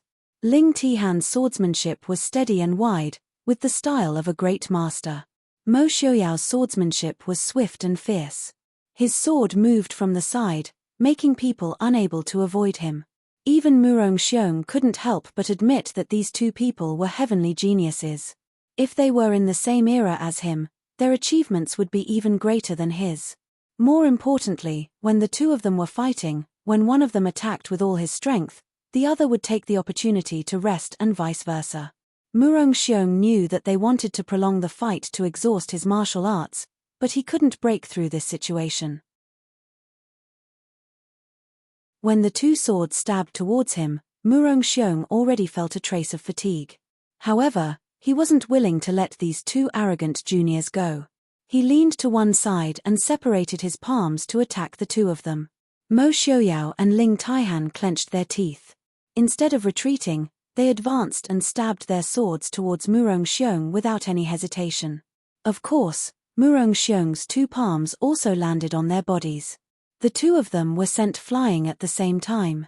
Even their swords fell from their hands. Xiaoyao, big brother! Yi Li and Leng Liuyu exclaimed at the same time. They flew forward to support Mo Xiaoyao and Ling Taihan who had fallen. They couldn't see clearly because of the fight from afar. Now, they saw that Mo Xiaoyao was covered in sweat. Even his silver hair was wet. Ling Taihan's face was also pale. The back of his blue robe was completely dyed dark blue. The hand that was holding the sword was also trembling slightly. Yi Li repeatedly called out, "Xiaoyao, Xiaoyao, how are you?" Mo Xiaoyao took a breath and then smiled at Yi Li comfortingly. "I'm fine. My sword stabbed him first." If it wasn't for the fact that Murong-Xiong had lost a lot of internal energy, the two of them would have been injured even more. At least Mo Xiaoyao still had the energy to provoke Ling Taihan. "Last time you won. This time I won." Ling Taihan helplessly smiled. "This time you won." Everyone looked at Murong-Xiong who had also fallen to the ground. His injuries were much worse than Mo Xiaoyao's and Ling Taihan's. Mo Xiaoyao's sword had directly pierced through his chest. Ling Taihan's sword had also slashed across his waist. His entire upper body was dyed dark red with blood. Yi Li saw clearly that Mo Xiaoyao's sword had directly pierced through his heart. It was already very shocking that Murong-Xiong was still breathing, but it was clear that he wouldn't be able to survive. Thinking about how if Mo Xiaoyao's sword hadn't pierced through Murong-Xiong's heart, even if Murong-Xiong was killed by Ling Taihan, his injuries would have been even worse. After that, even if Murong-Xiong didn't have the strength to kill the two of them, killing one of them would be more than enough. Thinking of this, Yi Li couldn't help but break out in a cold sweat. However, what Yi Li didn't know was that Mo Xiaoyao and Ling Taihan had been forced to take such a risk. The two of them had indeed planned to first exhaust Murong-Xiong's internal energy and then kill him. However, Murong-Xiong's internal energy was more profound than theirs by nearly 50 years. Murong-Xiong had consumed a lot of his internal energy, but the two of them had consumed a lot more. If they couldn't kill him in one blow, who knew who would be the one to wear out who in the end? Murong-Xiong couldn't stop coughing. Blood had already spilled out of his mouth. He stared unwillingly at Mo Xiaoyao and Ling Taihan and sternly said, "Good. Good Prince Ding. Good Yangwang Chamber's Lord. I didn't think this old man would actually." The unparalleled expert of the past had actually died at the hands of two juniors. Before Murong-Xiong could finish what he wanted to say, he died with his eyes wide open. He died with his eyes wide open. Everyone present was silent. Murong-Xiong could be said to be one of the strongest martial artists in the world today. The decline of a generation of experts always made people feel a bit sad. Ren Qining, who was standing on the side, couldn't help but change his expression. He suddenly jumped towards Murong-Xiong who was hiding in the corner. Under everyone's gaze, he didn't hesitate to cut Murong-Xiong's throat with his sword. Murong-Xiong hadn't recovered from his uncle's death before he also lost his life. After killing Murong-Xiong, Ren Qining's expression became better. He smiled at Mo Xiaoyao and Genom of Gojosian and said, "Prince Ding, Genom of Gojosian, how do the two of you plan to obtain Murong-Xiong's property?" Genom of Gojosian frowned and said, "What does young master mean?" Shu Qingchen sighed somewhat helplessly. "Presumably, the real gold and silver accumulated by Murong-Xiong for dozens of generations is already in young master Ren's hands, right? Murong-Xiong couldn't touch the shops, trade routes, and farmland of Murong-Xiong. What was left was the countless gold and silver accumulated by dozens of generations. Ren Qining smiled and said, young Master Qingchen is really wise. Speaking of which, this one is lucky. If it wasn't for this, I'm afraid I wouldn't be able to leave An City alive today. After killing Murong Xiong, only he knew the whereabouts of these treasures. This was his protective talisman.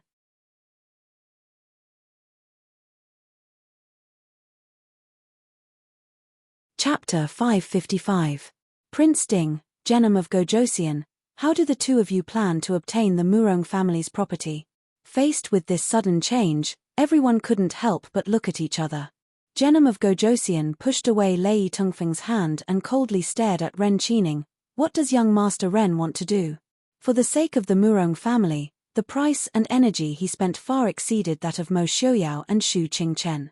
Therefore, he couldn't tolerate the cooked duck flying away like this. Mo Xiaoyao was still lying on the ground, unable to get up.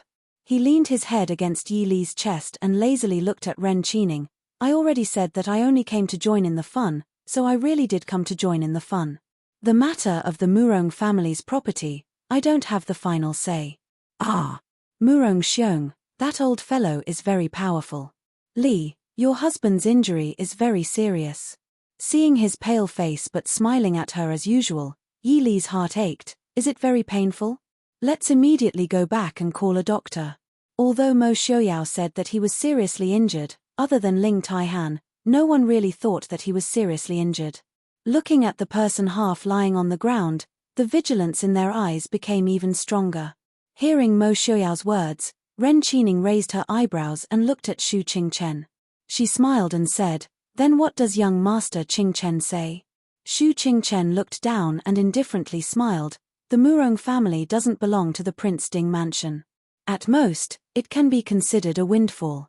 Don't look at the blood flowing like a river this time. In fact, other than Mo Xiaoyao receiving an unknown injury, the Prince Ding mansion didn't suffer any losses. The people who took action were either Genom of Gojosian, Yangwang Chamber of Commerce, or Mo Jingli's men. The Prince Ding mansion did not bring many people, so the number of sacrifices was naturally limited. Moreover, even if they didn't have anything else, at least all of the Murong family's properties in the northwest and half of the Da Chu state's properties had been taken over by the Prince Ding mansion. Even if they couldn't get the remaining property, the Prince Ding mansion wouldn't suffer a loss. Hearing this, Ren Qining's face darkened. He smiled faintly and said, I remember that I have never offended young Master Qingchen or the Prince Ding mansion. Can't we part on good terms? His biggest bargaining chip now was the Murong family's wealth, but if the Prince Ding mansion wasn't interested in this, then his chance to escape. Moreover, even if young Master Qingchen isn't interested, I wonder if Genom of Gojosian, Pavilion Master Ling, Emperor Chu, and Prince Li are also not interested. Ren Qining's gaze turned to the others. He smiled and said, speaking of which, it's a coincidence that you are a little late. The Murong family is indeed a century-old family with wealth comparable to that of a country. I'm afraid that the combined wealth of the West Hill and the Da Chu state's national treasuries can't compare. As expected, the others' expressions changed slightly. Ling Taihan was still fine. He held Lung Liuyu and sickly scholar's hands and stood up. He glanced at Xu Qingchen and said, whatever young Master Qingchen means, I mean it. Genom of Gojosian, what do you say? Xu Qingchen asked. Genom of Gojosian hesitated for a moment and said, speaking of which, young Master Ren has nothing to do with the West Hill. Genom of Gojosian's meaning was self-evident. Mo Jingqi's gaze slowly swept past Mo Xiaoyao and Yi Li. He suddenly laughed and said, Genom of Gojosian is right. Moreover, young Master Ren didn't do anything. If something happened in the West Hill, who would dare to come to the West Hill? Young Master Ren and I hit it off at first sight. Why don't we go back and have a drink together? Actually, the most talkative person present was Mo Jingqi. The others had more or less experienced a fierce battle. Only Mo Jingqi and the hundreds of experts around him hadn't fought. Looking at Mo Xiaoyao, who was leaning against Yi Li, Mo Jingqi's eyes were filled with resentment, fear, and unwillingness. He wasn't sure how serious Mo Xiaoyao's injuries were. He also didn't dare to bet that his subordinates wouldn't be able to kill him. Therefore, He didn't dare to act rashly. If it was someone else, Mo Jingqi might have given it a try. However, the person who was injured was Mo Xiaoyao. Mo Jingqi didn't dare to do so. Back then, Mo Xiaoyao's injuries were so severe that many imperial physicians had said that he wouldn't live past a month. However, he managed to survive. Many people said that he wouldn't recover in his lifetime.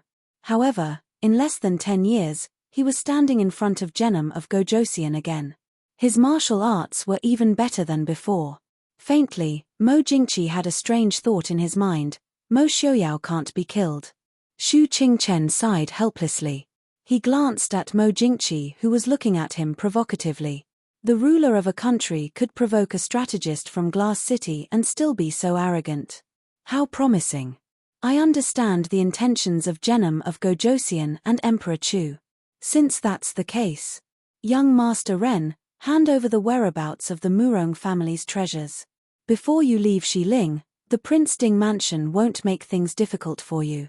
In other words, once he left Xiling, things might not be the same. He nodded and smiled. Thank you for your mercy, young Master Qingchen. As long as he left Xiling, no, as long as he left An City, there would be people who would come to his aid. When that time comes, he wouldn't necessarily be afraid of the Prince Ding mansion. However, it seemed like he couldn't keep the treasures that he had obtained with great difficulty. Fortunately, he wasn't completely unprepared. Everyone present was a powerful figure. Naturally, they wouldn't go back on their word on this kind of matter. Ren Qining straightforwardly handed over the address and account book of the Murong family's treasure. The gold and silver accumulated by more than 10 generations of Murong family heads was indeed astonishing. After confirming that it was indeed the Murong family's treasure, Ren Qining didn't care about how they were going to divide it. He cleanly bid them farewell. After all, it wouldn't be his turn to divide it. Before Ren Qining left, he took with him the last surviving descendant of the Murong family, Murong Mingyang. According to the original agreement with Genom of Gojosian, the Prince Ding mansion would get 30% of the Murong family's property, the Yangwang Chamber of Commerce would get 10%, and the rest would go to Genom of Gojosian. Mo Jingqi only got a portion that Ren Qining specially gave him. Although he was jealous of Mo Xiaoyao and Genom of Gojosian, he still remembered that this was under someone else's roof, so he didn't say anything. As for Mo Jingli, he had another agreement with the Prince Ding mansion. Naturally, it had nothing to do with the Murong family's property. When Yi Li and the others returned to Qingyuan Inn, the entire inn was already empty. From the shopkeeper to the cleaning staff, everyone had disappeared. Yi Li and the others already knew that Qingyuan Inn was related to Ren Qining, so they weren't too surprised. For safety's sake, they all moved to the inn that Xu Qingchen was temporarily staying at. Genom of Gojosian left Lei Tungfeng to deal with the aftermath and rushed back to the Emperor of Xiling City on the same day. Mo Xiaoyao's injuries really weren't light. He was forced by Yi Li to lie on the bed to recuperate and couldn't get out of bed to move. For Mo Xiaoyao, lying on the bed to recuperate was more painful than killing him. However, Yi Li had been frightened by his injuries and ordered him to stay on the bed to rest. Therefore, Master Prince Ding became even more persistent in pestering Wang Fei to accompany him to recuperate. Master Qing Chen's face became uglier by the day as he worked outside. Reporting to Prince Wang Fei, Emperor Chu and Li Wang have come. The guard outside the door reported. Mo Xiaoyao, who was lazily lying on the bed with his head raised as Yi Li fed him fruit, frowned and said impatiently, "What have they come for?" The guard outside stilled. How could he know why those two had come to find the prince? But this didn't affect the displeasure in his prince's tone. He hurriedly asked, should this subordinate invite them back? The room was quiet for a while before Yi Li's voice came, "Invite Emperor Chu and Li Wang in."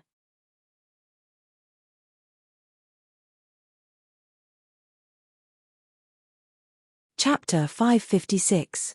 The door to the room opened. Mo Jingqi and Mo Jingli entered together. Within the room, the screen separating the inner and outer rooms had already been removed. As soon as the two entered, they saw Mo Xiaoyao half reclining on the bed. His white hair was casually scattered on the bed, and his white robes made him appear particularly cold and distant. Yi Li sat on the edge of the bed, casually putting down the apple she had just peeled. Nodding her head, she smiled and said, "Emperor Chu, Prince of Li, please sit." The two silently sat down. The imperial bodyguards were standing guard outside, and Yi Li was being held back by Mo Xiaoyao. Naturally, they could not expect anyone to serve them tea. Fortunately, the two were not here to drink tea. Mo Xiaoyao glanced at the two, asking, "What business do you have with I at this time?" Such a casual tone was nothing in Mo Jingli's ears. However, in Mo Jingqi's ears, it was completely different. When Mo Xiaoyao was still in the Chu capital, he would never have used such a casual and perfunctory tone to speak to him. Even if the politeness and submission in his tone were fake, he would at least put on an act. However, right now, Mo Xiaoyao's tone was as if the person in front of him was not the monarch of a country, but a random cat or dog. If he was happy, he would say a few words, and if he was unhappy, he would ignore him. Seeing that Mo Jingqi was about to fly into a rage, Mo Jingli inadvertently coughed lightly and asked, "Imperial brother, don't you have something to ask Prince Ding?" Although he also found Mo Xiaoyao displeasing to the eye, it had to be said that seeing his imperial brother's face darken with anger, Mo Jingqi felt rather happy. Mo Jingqi took a deep breath, suppressing the anger in his heart. Staring at Mo Xiaoyao, he asked, "Where did Princess Changle go?" Mo Xiaoyao looked doubtfully at Mo Jingqi. Only after quite a while did he lightly scoff. Indifferently, he asked, "Princess Changle is your daughter. How would I know where she went?" Mo Jingqi sneered, "Changle went missing in the Nanjiao Palace. Who else could it be but you?" Mo Xiaoyao's lips curled up, his tone mocking. "That's right. Princess Changle went missing from the Nanjiao Palace. How would I know why she went to the Nanjiao Palace? How would I know when she went to the Nanjiao Palace? Mo Jingqi, your daughter is missing and you come to ask me for her. Are you going to ask I for her one day when your dragon throne is gone? You." Mo Jingqi's complexion alternated between green and white. Finally, unable to restrain himself, he slapped the table and stood up, glaring angrily at Mo Xiaoyao. How could Mo Xiaoyao take Mo Jingqi's anger seriously? Lying back on the soft pillow, he gazed impatiently at Yi Li. "I'm hungry." Yi Li helplessly picked up an apple from the side, cutting it into small pieces and feeding it to him. Mo Xiaoyao ate happily, not forgetting to share with Yi Li, "Eat too." The food that Lei Tongfeng sent over is not bad. Seeing the two people before him acting as if there was no one else present, Mo Jingqi was so angry that his hair stood on end, but there was nothing he could do. He could only leave in a huff. Seeing that he was about to leave, Mo Xiaoyao gave him a look and said, "Wait." Mo Jingqi gritted his teeth and said, "What else do you want to say?" Mo Xiaoyao looked at him with a smile that wasn't a smile. After thinking for a bit, he said, "It's rare for you to specially visit I, so I'll tell you a piece of good news for free. Speaking of which, the Ren Gongzi that you met a few days ago is the current commander of the northern region, the orphan of the previous dynasty, Lin Yuan." This news immediately made Mo Jingqi dizzy, unable to recover for a long time. Mo Jingli frowned and said, "If Ren Qining is Lin Yuan, then who is Tan Jizhi?" Mo Xiaoyao shrugged, indicating that he didn't know. Mo Jingqi laughed coldly and said, "You think I'll believe your nonsense?" Although he said this, Mo Jingqi's heart was faintly shaken. This was because he knew that Mo Xiaoyao wouldn't use this kind of thing to tease him. Seeing Mo Xiaoyao's slightly mocking expression, Mo Jingqi hated that he couldn't find a hole to hide in. The Tan Jizhi that he trusted was a remnant of the previous dynasty, and the Ren Qining that he had just saved 2 days ago was also a remnant of the previous dynasty. If this spread out, where would he put his face as the emperor? He couldn't be bothered to argue with Mo Xiaoyao anymore. Mo Jingqi's face darkened as he flicked his sleeves and left. Mo Jingli was a step slower than him, walking behind him. He hesitantly turned around to look at Mo Xiaoyao and asked, "Ren Qining really?" Mo Xiaoyao laughed disdainfully and said, "I don't have candy to eat if I lie to you."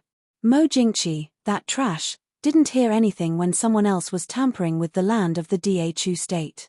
In these few years, Ren Qining has taken over the entire northern region, and his hands have already reached the Dhu state.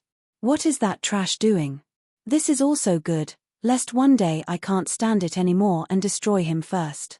You tell Mo Jingqi that when he becomes the emperor of 10,000 countries, I will send him a sword on behalf of Emperor Taizu to help him die for his country. Mo Jingli was speechless. He turned around and walked out. Outside the door, Mo Jingqi clearly heard Mo Shuyao's words. He was so angry that his whole body was trembling, but he couldn't turn around and confront Mo Shuyao. Mo Jingli's eyes darkened. He stepped forward and said, "Imperial brother, we should return to the capital." Mo Jingqi coldly snorted, flicked his sleeves and left. Mo Xiuya recuperated for nearly half a month before leaving in city with Yi Li. As for the capable young master Qing Chen, he had already returned early.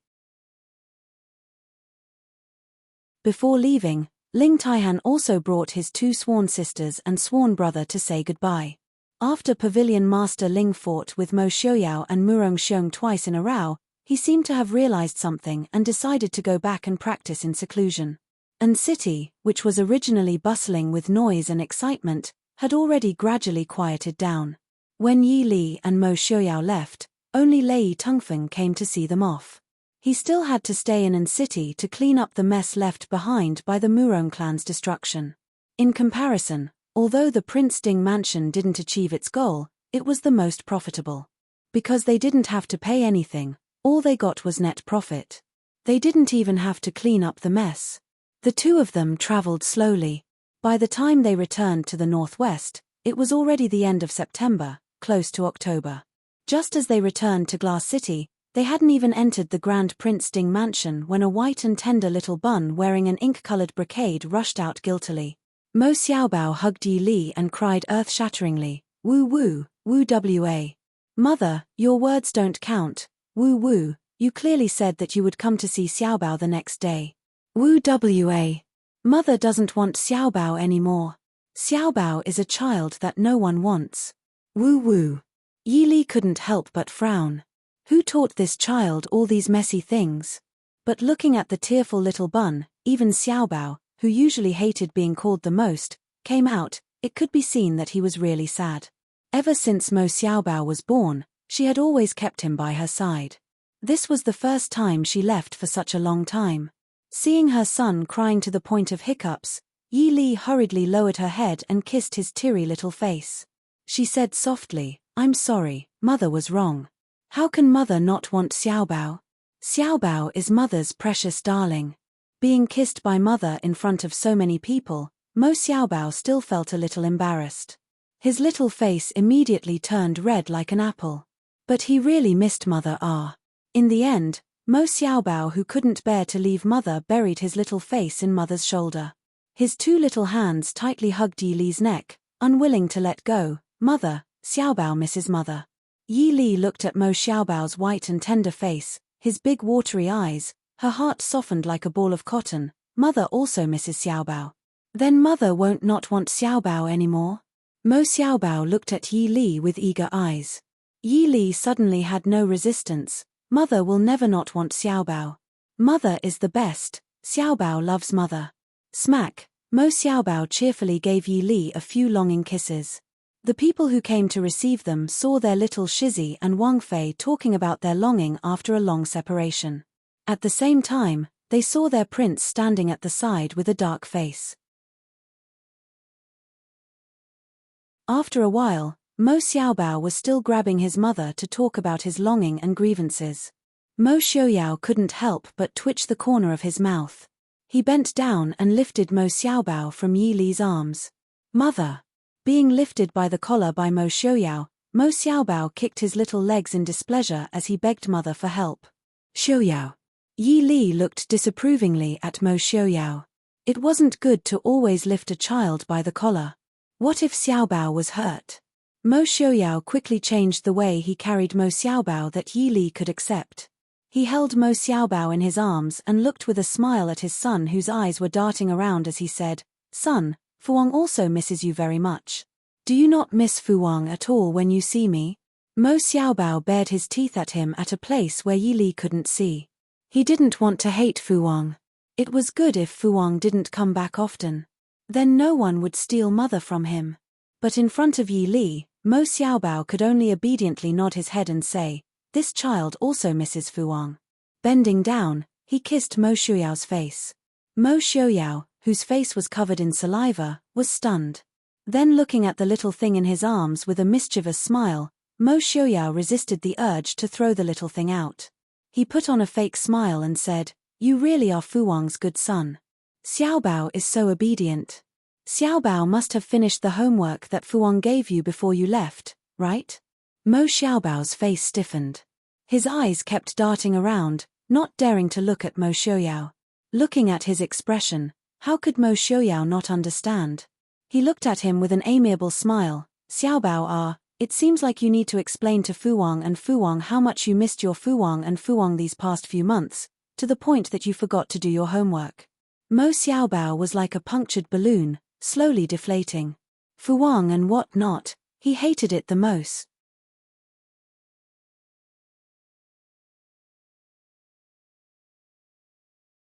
Chapter 557. Returning to the Fu, Yi Li didn't know whether to laugh or cry as she held the pitiful little bun and pleaded with Mo Xiaoyao for him. Although Mo Xiaobao missed his mother very much, it wasn't to the point where he couldn't do anything but think about her day and night. In fact, after Mo Xiaobao left Mo Xiaoyao's oppression and Mr. Qingyun doted on this great-grandson of his, it was completely different from how he was strict with Xu Qingchen and the other brothers. As a result, Mo Xiaobao was so pleased with himself that he was like a wild horse that was out of control. So much so that he forgot about the homework that Mo Xiaoyao had assigned to him last night before he left and said that he would check when he came back. This time, Mo Xiaoyao didn't purposely make things difficult for Mo Xiaobao and gave him homework that he could complete. But the bad thing was that Mo Xiaobao was too smart. Smart people tend to be more scheming than others. So he procrastinated, and when he found out that his father was about to return, he didn't even finish a third of his homework. "All right, split it into 10 days and make up for the homework that your father gave you, understand?" Yi Li reached out and rubbed the child's small head as she said softly. In reality, Mo Xiaobao was so young that Yi Li didn't feel that giving him too much homework was a good thing. But since it was given, it must be completed. She couldn't let the child develop the mentality of slacking and getting lucky. Mo Xiaobao knew that he was in the wrong and carefully raised his eyelids to look at Yi Li. In a soft voice, he said, "Mother, this child knows his mistake." Yi Li nodded with a smile. "If you know your mistake and can change, then you're a good child. Then can this child go a few days later to accompany Taigong?" Mo Xiaobao said shyly. Yi Li couldn't help but smile. "All right. We'll go see Taigong tomorrow and then tell Taigong that we'll go to the academy in a few days. But you can't be like this in the future. If you study with Taigong, you have to understand the principle of perseverance. You can't neglect your studies because of other things, understand?" Mo Xiaobao nodded obediently. Mo Xiaoyao sat at the side and looked at him with a smile that wasn't a smile. "If you don't know, then you don't need to study with your grandfather in the future. Father will let your uncle teach you. How about that?" Mo Xiaobao's face immediately fell.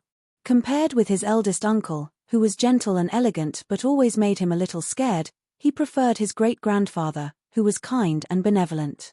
Yi Li looked at the father and son helplessly. She could feel the unpleasing aura from a few hundred meters away. "Xiaoyao, your injuries haven't healed yet. Rest for today. If there's anything, we can talk about it tomorrow." Mo Xiaoyao's expression relaxed as he nodded. Mo Xiaobao's eyes brighten, blinking his big eyes at Yi Li. "Nyang Qin, Xiaobao wants to sleep with Nyang Qin." Yi Li was about to answer, but Mo Xiaoyao didn't hesitate to pick up Mo Xiaobao and put him on his lap. Looking down at him, he said, "Little brat, you're almost 6 years old and you still want to sleep with Li Li. Do you want to be laughed at?" Mo Xiaobao was dissatisfied, arguing with reason. "Father, you're already 30 years old, why do you still want to sleep with Nyang Qin?" "Phut!" Yi Li finally couldn't hold back her laughter. Seeing the adult and child looking at her at the same time, she quickly waved her hand and said with a smile, "It's nothing. I still have some things to deal with in the study.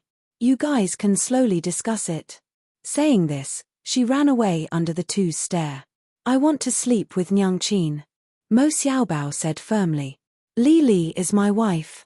If you want someone to accompany you, go find your wife. Mo Xiaoyao said.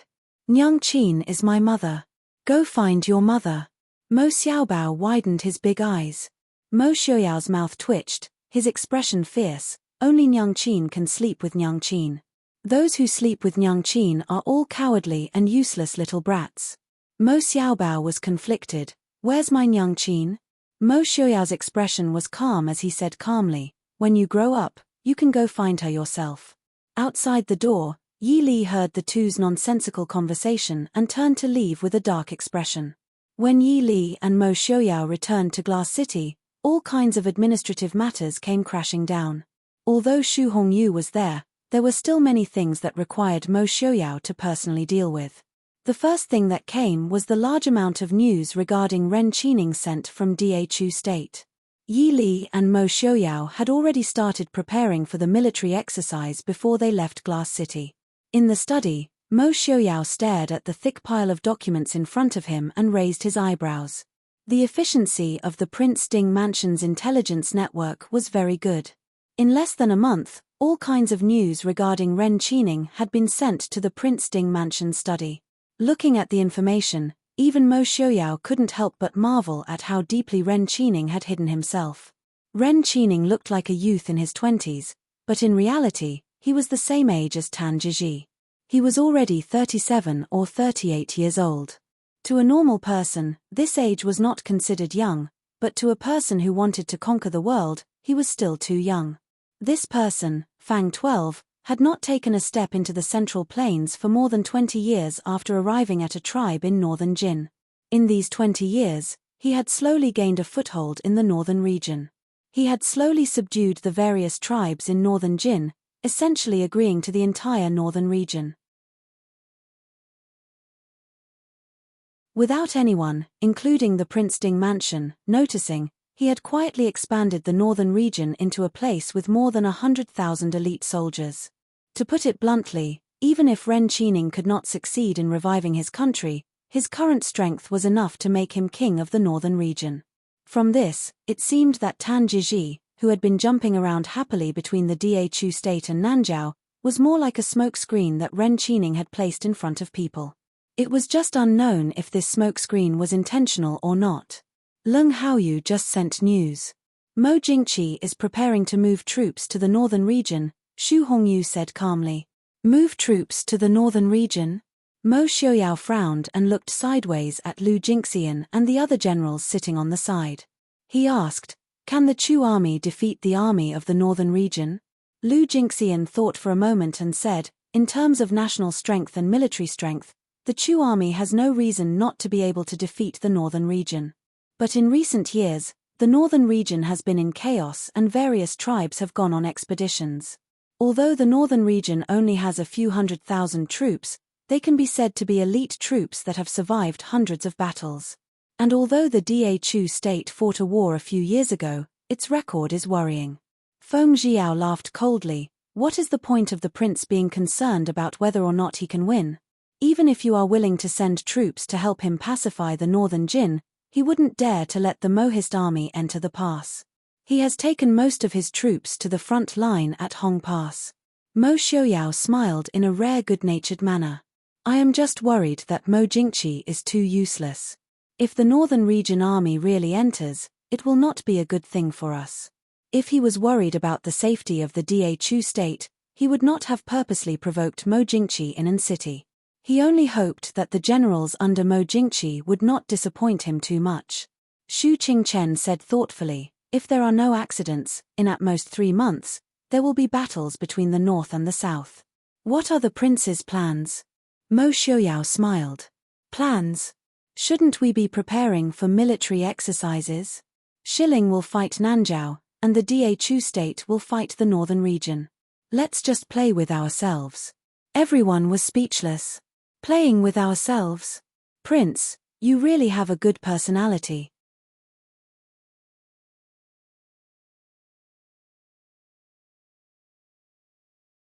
Chapter 558. After discussing the matter of Ren Qining, the topic of conversation naturally turned to the military exercises that had been prepared for several months.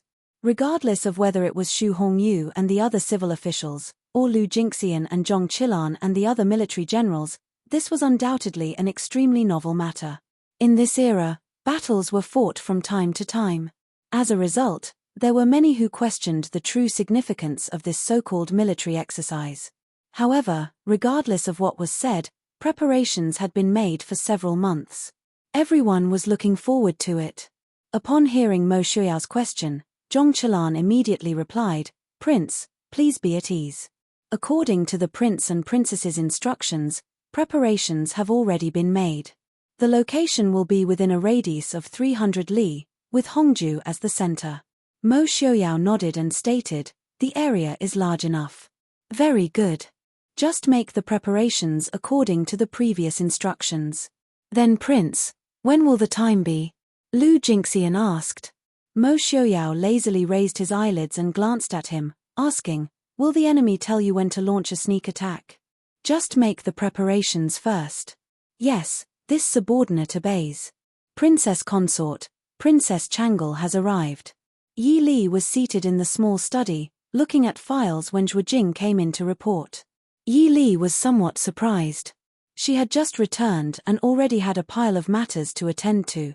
To be honest, she had somewhat forgotten about the matter of Princess Chang'e. Setting down her brush, Yi Li said, "Invite her in." Not long after, Princess Chang'e stepped into the study. After not seeing her for 2 months, the originally delicate and charming little princess seemed to have lost some weight. Her entire person seemed to have matured greatly. However, her originally bright eyes were now somewhat dim and sorrowful. "Greetings to Princess Ding." Princess Chang'e curtsied and saluted. Yi Li stepped forward and pulled her up. After sizing her up, she said, "The princess seems to have lost quite a bit of weight. Is it because the servants are not taking good care of you?" Princess Chang'e promptly shook her head and replied, "Princess Consort's words are too serious. The servants of the prince's estate treat Wuyo very well." After following Feng Zhiyao and company back to Glass City, Princess Chang'e abandoned her original title of princess and used the nickname given to her by the empress. Therefore, other than Feng Zhiyao, Zhuo Jing, and a few others who followed her to Nanzhao, everyone else in the Prince Ding mansion called her Miss Wuyo. They didn't even mention the surname Mo. Seeing Princess Chang'e grow up so much, Yi Li sighed helplessly in her heart. Pulling Princess Chang'e to the side, she sat down and said, "It is good that you have not suffered any grievances. If there is anything that your subordinates have not handled properly, feel free to tell me. Or, you can tell Steward Mo and Zhuo Jing. Don't make yourself suffer, understand?" Princess Chang'e's eyes reddened slightly. Gazing at Yi Li, she gratefully stated, "Everyone treats me extremely well. How could I possibly suffer any grievances? Today, I came to bid farewell to Princess Consort. I want to move out." Yi Li stared blankly. Frowning slightly, she asked, "Why?" Princess Chang'e replied, "I know that everyone treats me very well. However, Wuyo is still an outsider. The Prince Ding mansion is not like any other place. Moving out gives me a bit more freedom." Smiling faintly, Yi Li asked, "Could it be that your uncle Prince Ding and I will restrict your freedom in this mansion?" "No, that is not what I meant." Princess Chang'e was somewhat at a loss. For a moment, it seemed that she did not know how to explain this to Yi Li. In reality, it was not that Yi Li did not understand her meaning. Even if she and Mo Xiuyao trusted Princess Chang'e, in the end, she was still Mo Jingqi's daughter. In addition, although there were not many people in Li City who knew Princess Chang'e, there were still a few. If the news that Princess Chang'e was living in the Prince Ding mansion were to spread, it was possible that in the future, there would be even more twists and turns. However, this 13 or 14-year-old child before her had to think of so many problems. Yi Li could not help but feel somewhat distressed. Perhaps understanding Yi Li's thoughts, Princess Chang'e revealed a bright smile. Pulling on Yi Li's hand, she said, "Princess Ding, I know that you are doing this for my own good. However, I have already grown up and left imperial mother and maternal grandfather. Isn't it necessary for them to feel at ease by becoming an adult? It's not like I don't have anything. Imperial Mother gave me enough silver to live in luxury for the rest of my life. When they left, they also left behind 2 trusted aides of the Hua family to take care of me. Moreover, I am in the northwest. Princess Ding will definitely not allow anyone to bully me, right?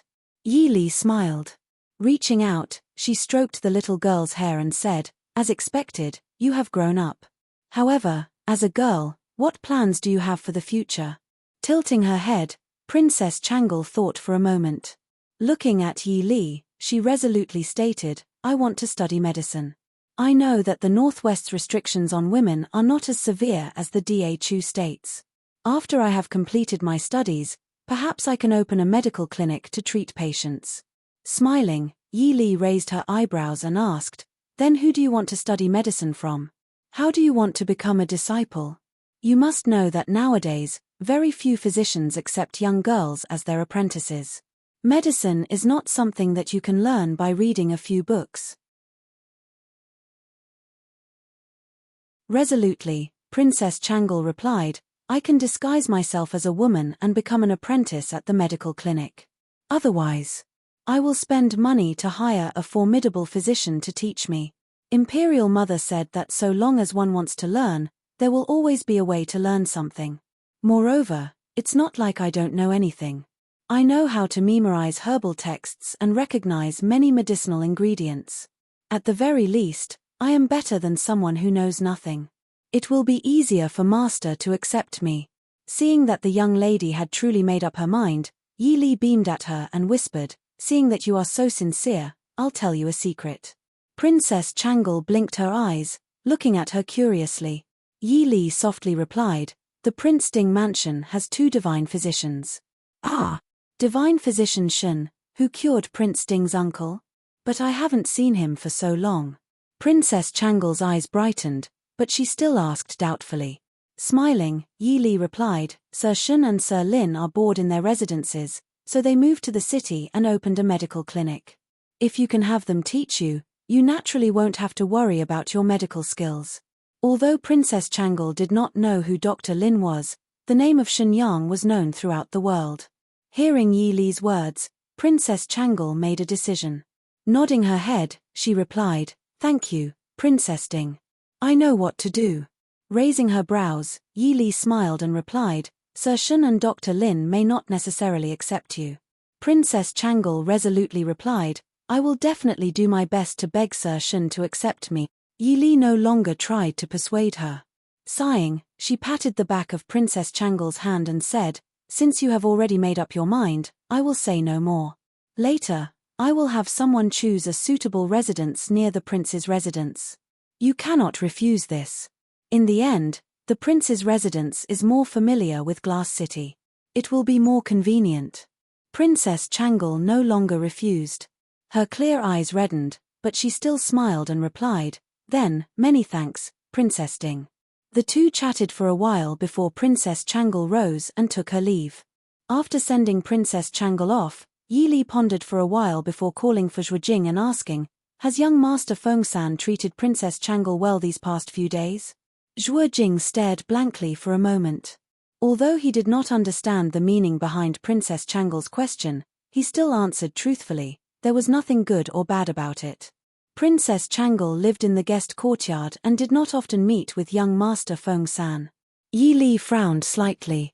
Thinking for a while, she asked, Then, what about on the way back? Zhuo Jing replied, On the way back, young Master Feng-san did not seem too willing to get close to Princess Changle. This subordinate remembers that once again, we missed the town and rested in the wilderness. Lin Han asked young Master Feng-san to deliver some food to Princess Changle. In the end, young Master Feng-san threw the food to me. However, young Master Feng-san did not treat Princess Changle rudely. Yi Li nodded and said, I understand. Later, have Feng-san come over when he is finished. This subordinate, Feng Zhiyao, requests an audience with Princess Changle. Less than an hour later, Feng Zhiyao appeared outside Yi Li's study. Enter. Hearing Yi Li's words, Feng Zhiyao stepped into the study. Smiling, he said, Princess Changle has summoned this subordinate so soon after returning. This subordinate feels extremely honored. What orders does Princess Changle have? Yi Li was disinclined to pay attention to his mischievous smile. Setting down the dossier, she picked up the teacup by her side and took a sip before indifferently stating, Princess Changle wishes to use Princess Changle. Feng Jiao was startled. Before he could speak, he heard Yi Li continue, I have already agreed. Feng Jiao frowned. Somewhat disapproving, he asked, why? Princess Changle is still a young girl. How will she live by herself when she moves out? Yi Li smiled faintly and replied, a young girl? Princess Changle is already 14 years old. Although the Prince Ding mansion and the imperial family of the Dachu state are of the same bloodline, they have long been separated by blood. Neither relative nor friend, how can a girl like her remain in the Prince Ding mansion? Feng Jiao stared fixedly at Yi Li. It was obvious that he did not believe her reasoning. Yi Li did not mind. Raising her eyebrows, she smiled and said, all right. Actually, this consort feels that young Master Feng-san seems to have an opinion about Princess Changle. Since this is the case, Princess Changle is no more than an insignificant young girl, while young Master Feng-san is the prince's trusted aide. This consort will naturally take care of your feelings first. Feng Jiao's complexion was somewhat unsightly. When have I ever had an opinion about Princess Changle? Faced with Yi Li's smile that was not a smile, Feng Jiao could only silently rub his nose. Then, Princess Changle, there is no need for you to have her move out. After all, she is still a child. I've already said that it was she who wanted to move out. A girl living under someone else's roof is unavoidably sensitive. All along the way, you have been acting strangely towards her. Can you blame her for feeling uncomfortable living in the Prince Ding mansion? You also know that she is still a child. Since this is the case, the grudges of adults have nothing to do with her. Not only you, but I'm afraid that everyone in the mansion who knows of her identity also has a knot in their hearts. Although she would not be rude, how could a girl who was as meticulous as hair not be able to detect the attitude of others towards her? It was no wonder that Princess Changle had come to say her farewells on the second day of her return. However, this could not be blamed on anyone. After all, her father was Mo Jingqi. Everyone knew that it was wrong to take their anger out on someone else. However, how many people were capable of doing so? I know that this matter is my fault. Princess Changle, please have her stay, Feng Jiao said. Yi Li shook her head and replied, Princess Changle has already decided to become an apprentice to a master and study medicine. It will be more convenient for her to live outside. The only reason I have asked you to come is to have you find a suitable residence for her, as well as take care of her outside. There are many people and matters within the Prince Ding mansion. Even if we instruct her, it is not certain that she will not be wronged. Feng Jiao was silent for a moment. He felt that Yi Li's words were reasonable. Nodding his head, he replied, this subordinate understands. Princess Changle, please be at ease.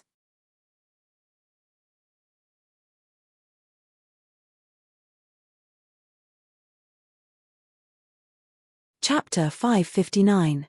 At the end of the 10th month, the Dachu state officially declared war on the north. Almost at the same time, Shilling Genom of Gojosian ordered his son, Genom of Gojosian heir Lei Tungfeng to lead 200,000 soldiers to the border between the south and Nanjiao.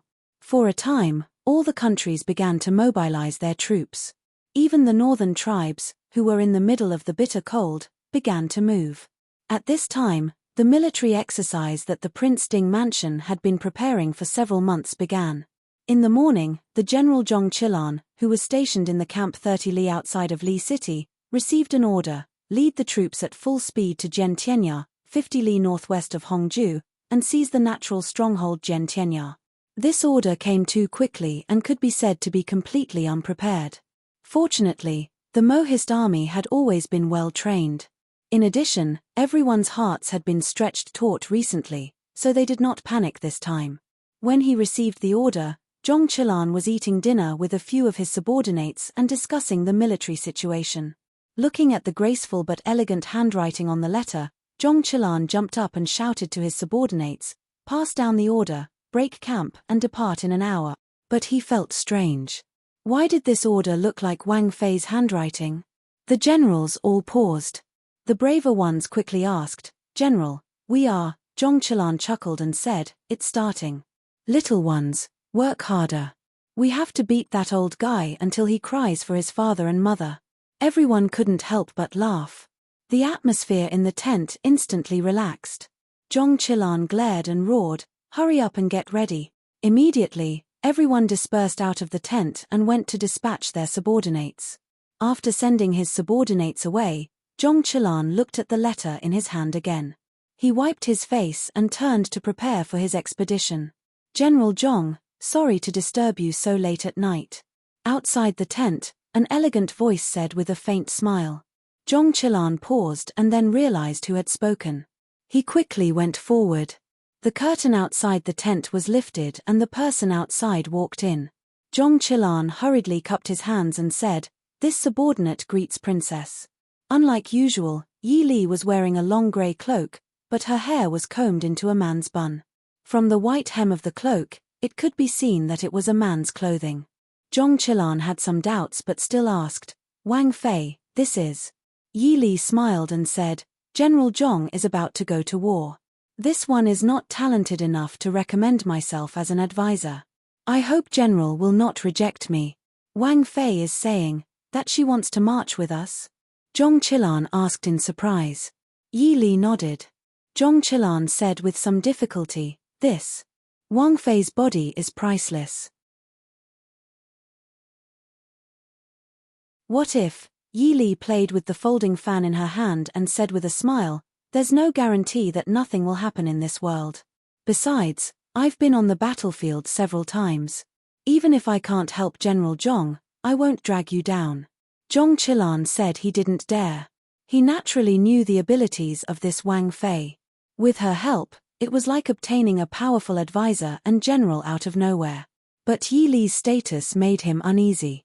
Also, if this was the case, even if he won against Lu Jingxian, it could only be said that they had a slight advantage. Yi Li naturally saw the reason for his hesitation. She couldn't help but smile and say, "Speaking of this matter, it is actually General Zhong who is at a slight disadvantage. Does General Zhong know who is leading the Western Army?" Hearing this, Zhong Qilan suddenly had a bad feeling. His mind moved as he said, "Is it?" Yi Li nodded and said with a smile, "Yes, the other side is led by Prince Ding. Lu Jingxian is the deputy general." Zhong Qilan's face darkened. Even though he was much older than Prince Ding, when it came to commanding troops, he could only admit that he was inferior. When Mo Xiaoyao had conquered the south and Nanzhao, Zhong Qilan had accompanied him. He had probably never thought in his life that he would face off against Mo Xiaoyao. Yi Li looked at Zhong Qilan with a smile and said, "General, are you declaring defeat before the battle?" Zhong Qilan gritted his teeth and nodded. "Since that is the case, I will have to trouble Wang Fei." Declaring defeat before the battle was naturally impossible. So right now, he couldn't care about Yi Li's status. The more experts he had, the better. Even if he couldn't win, he had to bite off a piece of the other's flesh. What's more, the thought of exchanging blows with His Highness made his blood boil. Yi Li smiled faintly and said, "I don't dare. This one is Chu Junwei. General can just call me by my name." An hour later, the army had finished their preparations. At this time, the sky had already darkened, but the army had to march through the night. Glass City was 300 li away from Jiantian Cliff. The Black Cloud cavalry was fine, but it was impossible for the Mohist army's normal soldiers to arrive in a day. When the army set out, the generals by Zhong Qilan's side discovered that there was a young man with a grey cloak at the general's side. In the darkness of the night, even his appearance couldn't be seen clearly. "General, this is..." Zhong Qilan's face twisted slightly. He said in a low voice, "This is this general's military advisor." "Where is Feng Zhiyao?" Feng Zhiyao was also on the list of generals for this exercise. However, young Master Feng San, who had always been by Mo Xiaoyao's side, was unfortunately assigned to the opposite side of Prince Ding. But from the start, Zhong Qilan had never seen this young master show his face. Yi Li said in a low voice, "Feng San has already left." Zhong Qilan was startled, but he quickly reacted. With over 10,000 soldiers, it was impossible for them to reach Zhentian Cliff without being discovered by Prince Ding. The worst thing was that there was a division of the Western Army that they had to pass through on their way to Zhentian Cliff. Wang Yi would definitely not allow them to reach Zhentianya so smoothly. Feng Zhiyao leading the Black Cloud cavalry to open up a path in front was much better than being stopped and beaten when they reached the place. In the darkness of the night, a group of people rode their horses forward. Behind them was a long line of Mohist army soldiers. Inside the Western Army camp, Mo Xiaoyao was still dressed in white, his hair white like snow. He sat lazily in the large tent, looking at the map in front of him as if he was deep in thought. Lu Jingxian sat next to him and said, "Prince, Zhong Qilan can be considered to be from the Black Cloud cavalry and has always been fast. I'm afraid that they have already left the camp." Mo Xiaoyao nodded and raised his eyebrows. No matter how fast they are, they only have 10,000 Black Cloud cavalry. If they want to rely on 10,000 Black Cloud cavalry to snatch Zhentian Cliff from us, they must be dreaming. Lu Jingxian nodded and said with a frown, "However, although we have 50,000 Black Cloud cavalry, our normal strength is clearly weaker than the enemy. The Black Cloud cavalry's attacks are strong, but their defense is a bit weaker. Even if we take Zhentian Cliff first, to rely on 50,000 Black Cloud cavalry to defend against 100,000 Mohist army's attacks will be a bit difficult." Mo Xiaoyao looked at Lu Jingxian with a smile. "What? Is General Lu afraid of Zhong Qilan?" Lu Jingxian's expression changed. He stuck out his chest and said, "Who would be afraid of him? Prince, don't worry, I swear to defend Zhentian Cliff to the death." Mo Xiaoyao waved his hand and said, "What do you mean swear to the death? Don't forget that Zhentian Cliff is not the final goal. If we lose all of our men at Zhentian Cliff, how are we going to fight the later battles?"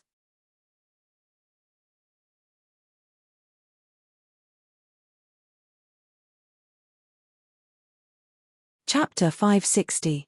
Lu Jingxian was a little surprised and asked, "What does Prince have in mind?" Mo Xiaoyao thought for a while and said, "Zhong Qilan will definitely rush to Zhentianya with all his might. Let's not rush over there. No matter what, we are still faster than him. Let's add some obstacles to their path. Also, add a line of defense 20 li in front of Zhentianya. Even if Zhentianya cannot defend in the end, it will at least deplete half of their forces." "I understand." Lu Jingxian nodded. Mo Xiaoyao nodded with satisfaction and said, "Then Zhentianya will be handed over to you." Hearing this, Zhong Qilan was stunned. "Handed over to me? Then Prince?" Mo Xiaoyao said with a smile that was not a smile, "I can't tell you." The journey of the East Army was not smooth. On the afternoon of the second day, the army met with the first line of defense set up by the enemy. However, Feng Zhiyao, who had set out earlier to open up the path, was nowhere to be seen. The enemy did not have many people blocking their path, less than 2,000 to 3,000 people. If it was on flat ground, an army of 100,000 would be able to trample them to death. However, at this time, they were circling around the mountain path. It was as if one man could hold off 10,000 men. Zhong Qilan was so angry that he kept calling Lu Jingxian despicable and shameless. However, no matter how despicable and shameless the enemy was, they still had to fight. Zhong Qilan was not a brute who only knew how to shout and curse. He immediately sent out a group of people to sneak around the enemy's back and attack from the front and back. Even so, they wasted almost 6 to 8 hours in this place. By the time they met with 2 or 3 similar obstacles along the way, Zhong Qilan had already understood that Lu Jingxian was trying to delay them. Yet, this was the kind of scheme that couldn't be broken. Even if they knew that Lu Jingxian was trying to delay them, they had no choice but to follow this path. If they wanted to take a detour, it would take even longer. The final goal of this act was not the Skystream Cliff, but a small town that was dozens of miles away from the Skystream Cliff. There were 40,000 soldiers in the small city, and Mo Xiaoyao's Western Army's mission was to occupy the small city. Yi Li and Zhong Qilan's mission was to reinforce and destroy the Western Army. The mountain stream cliff was the most important place because both the Eastern and Western armies had to pass through here to reach the small city. If Mo Xiaoyao had enough troops, he could naturally pass through Jiantianya and take the small city. However, he only had 50,000 Black Cloud cavalry and 40,000 Mohist army. On the other hand, the East Army had 10,000 Black Cloud cavalry and 150,000 Mohist army. The current commander of the small city could not be ignored. He was the Mohist army's commander of Jiangxia City, Yuan Pei, who was very good at defending cities. Thus, if Mo Xiaoyao used all of his troops to attack the city, if he was unable to take down the small city in 3 days, the Western army would be surrounded by the Mohist army. Thus, he could only leave a portion of his troops to Lu Jingxian to delay the reinforcements. However, this also reduced the strength of the attacking troops. Because of the ambushes along the way, the Eastern army used a total of 5 days to reach the lower three heavens 20 li away from Jiantianya. Looking at the banners and cold swords on the hillside, Zhong Qilan laughed coldly and turned around to order them to set up camp. His subordinates were all eager to give it a try. The past few days of marching had made them all want to vent their frustrations. They all asked Zhong Qilan for permission to fight. Zhong Qilan waved his hand to suppress everyone's requests. The enemy had the geographical advantage. Attacking in broad daylight was the same as seeking death. What does Mr. Chu think? Zhong Qilan turned his head and asked Yi Li, who was sitting to the side. Everyone also stopped talking and looked at the white-clothed young master sitting to the side. Although many people in the army had seen Yi Li before, they were not familiar with her. Yi Li had changed into men's clothing and changed her appearance slightly. She also rarely spoke, so none of these generals recognized that this somewhat silent young master was actually their Princess Ding. Of course, this was also related to the fact that these generals were proud and did not like Yi Li, who had suddenly appeared out of nowhere. Naturally, there were not many people who were willing to talk to her. It seems like General Lu wants to stop us outside Jiantianya. At this time, Prince Ding should have already led his troops to attack the city. Yi Li muttered. The people below could not help but scoff. Who didn't know how to say such words? Just by looking at the situation in front of them, they knew what the other party meant. However, Zhong Qilan said thoughtfully, Mr. Chu means, Prince Ding is not at Jiantianya right now? If it's only Lu Jingxian, I don't think he has many troops. I might be able to break through Jiantianya in 3 days. Yi Li shook her head and said, if we break through Jiantianya in 3 days, how many casualties does the general intend to suffer? Jiantianya can be considered a natural stronghold. Naturally, it is easy to defend and difficult to attack. If we lose all our troops here, how are we going to reinforce General Yuan? One of the generals below could not help but say, but if we don't break through, how are we going to get there? If we want to take a detour, it will take at least 7 to 8 days. Also, if we walk from the south, we will have to cross mountains and rivers. By the time we get there, we might not even be able to fight. If we go from the north, it will be a large swamp. We won't be able to cross at all. Zhong Qilan looked at Yi Li and asked, what does Mr. Chu mean? Yi Li pointed at the map on the table and said, General Yuan is good at defending cities. Even Prince Ding may not be able to break through the city in a short amount of time. What I mean is, to wipe out all the troops at Jiantianya. Everyone was shocked. Zhong Qilan frowned and said, this will take time. What if we can't reinforce the city in time? Yi Li did not frown and said calmly, we can just take it back after it's broken. A deputy general hesitated and said, but, once the city is broken, the exercise will be over. Yi Li said calmly, it will only be over if one side concedes defeat or both sides suffer great losses. Is it possible that the city is taken by the enemy during the battle and the reinforcements have to go back the way they came? Everyone was silent and seemed to be deep in thought. The tent was silent for a while. Zhong Qilan slapped the table and stood up, saying, good. We'll do as Mr. Chu says. The success or failure of this mission will be handed over to Mr. Chu. Do you have a plan? Yi Li looked at Zhong Qilan with a smile and said slowly, I'm still thinking about it. The night on the battlefield was not peaceful. The moon was dark and the wind was strong. Killing and arson were common on the battlefield. Therefore, when Yi Li was woken up by the noise outside for the third time that night, she was not surprised. She got up and put on her clothes and cloak before walking out of the tent. Qin Feng immediately appeared at the door. Master. Yi Li frowned slightly and said, Why aren't you resting? Qin Feng said, Wei Lin has gone to rest. He'll come to replace me in 2 hours. This time, Yi Li did not bring Zhuo Jing and Lin Han. Instead, she brought Qin Feng and Wei Lin out. After all, Prince Ding and the king, as well as all the generals in the city, were not there. Zhuo Jing and Lin Han had been left behind to help Shu Qingchen. Yi Li said, You all go rest. Just send 2 people to keep watch. Qin Feng shook his head and said, I'll go back to rest in a while. It won't affect tomorrow's work. Yi Li knew she could not persuade him, so she did not say anything more. She looked curiously at the place where the fire was shining and asked, Whose people are making trouble? Qin Feng held back his laughter and said, It's a few of General Zhong's subordinates. They seemed to have agreed to attack the defending army at night. Each of them would hold on for 2 hours and then retreat regardless of the outcome. This is the third wave. The defending army on the mountain probably won't be able to sleep tonight. Yi Li raised her eyebrows and looked at the place where the sound of fighting could be heard. She raised her eyebrows and smiled. Interesting. Is this their own idea? Qin Feng nodded and said, It seems that they talked to General Zhong after dinner. General Zhong probably agreed.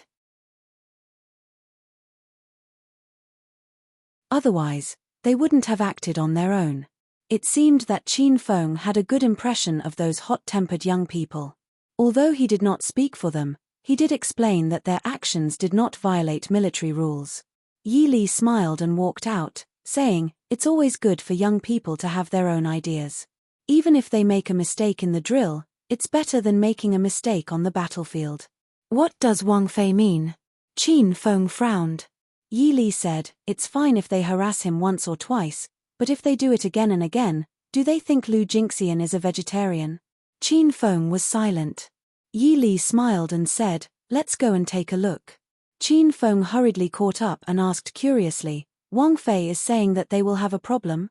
Yi Li smiled faintly and said, Lu Jingxian is an old general who has been on the battlefield for a long time. How could he be played by a few young people? If they stop after 1 or 2 times, the other side will be more cautious and probably won't be able to have a peaceful night.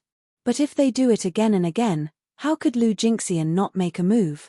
As the saying goes, going too far is as bad as not going far enough. Then, Qin Feng frowned and said, Should we send someone to tell General Zhong? Yi Li shook her head and said, General Zhong and General Lu have known each other for decades. It's impossible that he doesn't understand him. He will definitely be prepared. There's no need for us to meddle. Just watch. As the two were talking, Zhong Qilan's clear voice came from behind them, Mr. Chu hasn't rested yet this late. Did those young people steal it? The two returned and saw Zhong Qilan walk over with his head held high. He was wearing armor and battle robes and looked like he was about to go into battle. Yi Li couldn't help but smile and say, General Zhong, it's so late. What are you doing? Zhong Qilan pretended to be angry and said, Those young people don't know what's good for them. They provoked old Lu. I have to take them back while they're still fine. Hearing this, Yi Li laughed clearly and said, Then I'll have to trouble General Zhong. Zhong Qilan cupped his hands and said, I'll take my leave first.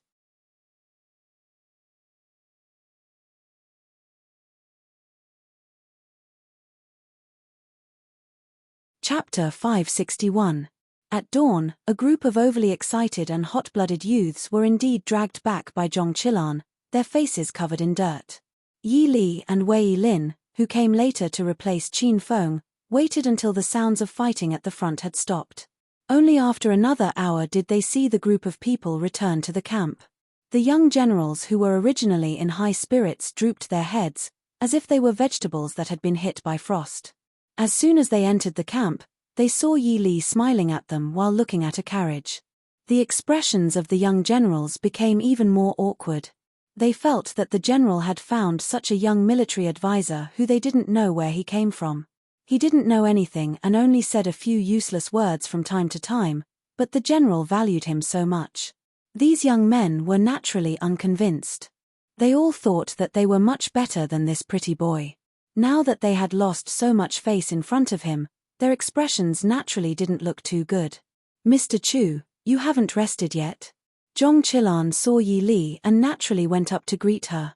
Yi Li smiled and said, "General, you haven't rested either, right? You've worked hard, General. Are you all right?" Zhong Qilan sighed and said, "Fortunately, you're fine."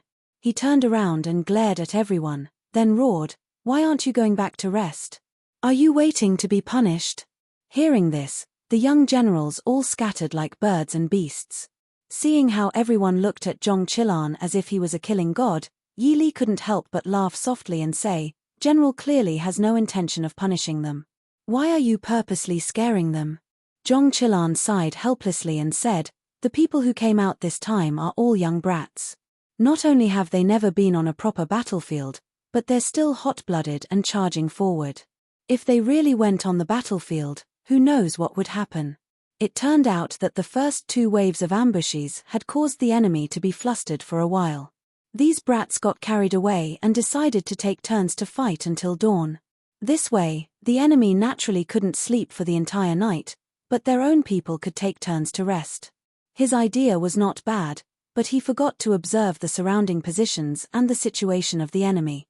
Halfway through the 3rd sneak attack, Lu Jingxian sent 2 groups of soldiers and horses to quietly flank them from both sides. If it wasn't for Zhong Qilan leading the troops, even if they didn't arrive in time, they wouldn't be able to match the 4,000 to 5,000 troops that they brought. Even those 4 to 5 young generals would have died there. The battlefield had always been cruel and merciless. If one didn't come from an aristocratic family, there wouldn't be many captains in an army of millions. Out of a few thousand captains, there would at most be less than 100 who could become deputy generals. And out of these less than 100 deputy generals, there would at most be 2 or 3 generals. It wasn't that these people didn't have the potential to become generals, but that in the process of becoming generals, they had already been engulfed by the shame of the battlefield. "Mr. Chu, please train these kids more in the future," Zhong Qilan said sincerely. He knew Princess Consort's abilities. Not to mention the elusive and invincible Qi Lin, who was personally trained by Princess Consort, Qin Feng, Zhuo Jing, and the others by Princess Consort's side were all rising stars if they were placed in the military camp. From this, it could be seen that Princess Consort's methods of teaching people were ingenious. Yi Li smiled and said, "General Zhong is a good general." In this era, it was rare to see a general who was so considerate of his subordinates. Zhong Qilan laughed brightly and said straightforwardly, "These youths are slightly rash, but they are the future of the Mohist army. There will be a day when us old men will be too old to go onto the battlefield. In the future, we will have to rely on them." Yi Li smiled and said, "General is in the prime of his life, it is too early to say the word old. This one will remember what General has said." This was a promise. Zhong Qilan raised his hands in a bow and said, "Thank you, young master. It is still early, young master should return to the tent to rest for a while. Many thanks for General's concern." The next day, when the people of the Eastern Army found that the Western Army guarding the front was still full of energy, a group of youths couldn't help but explode. The tent became a noisy mess. Yi Li smiled as she sat in a corner of the tent and listened to the discussion of these youths. Zhong Qilan was annoyed by their noise and rolled his eyes. "What are you all arguing about?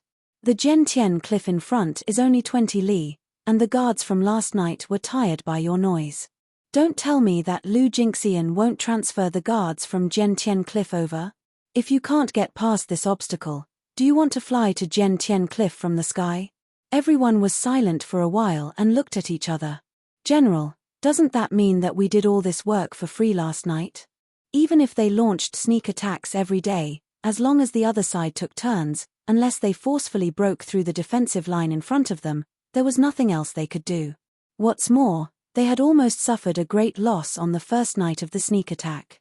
Zhong Qilan scratched the beard on his chin and said, saying that we did all this work for free is not entirely correct. You bunch of brats always get carried away with everything you do. It's fine if you harass them once or twice, but you are addicted to taking turns. Isn't that giving Lu Jingxian a chance to beat you up? The young generals were a little embarrassed, and the older generals sitting next to them also began to chuckle. General, what should we do next?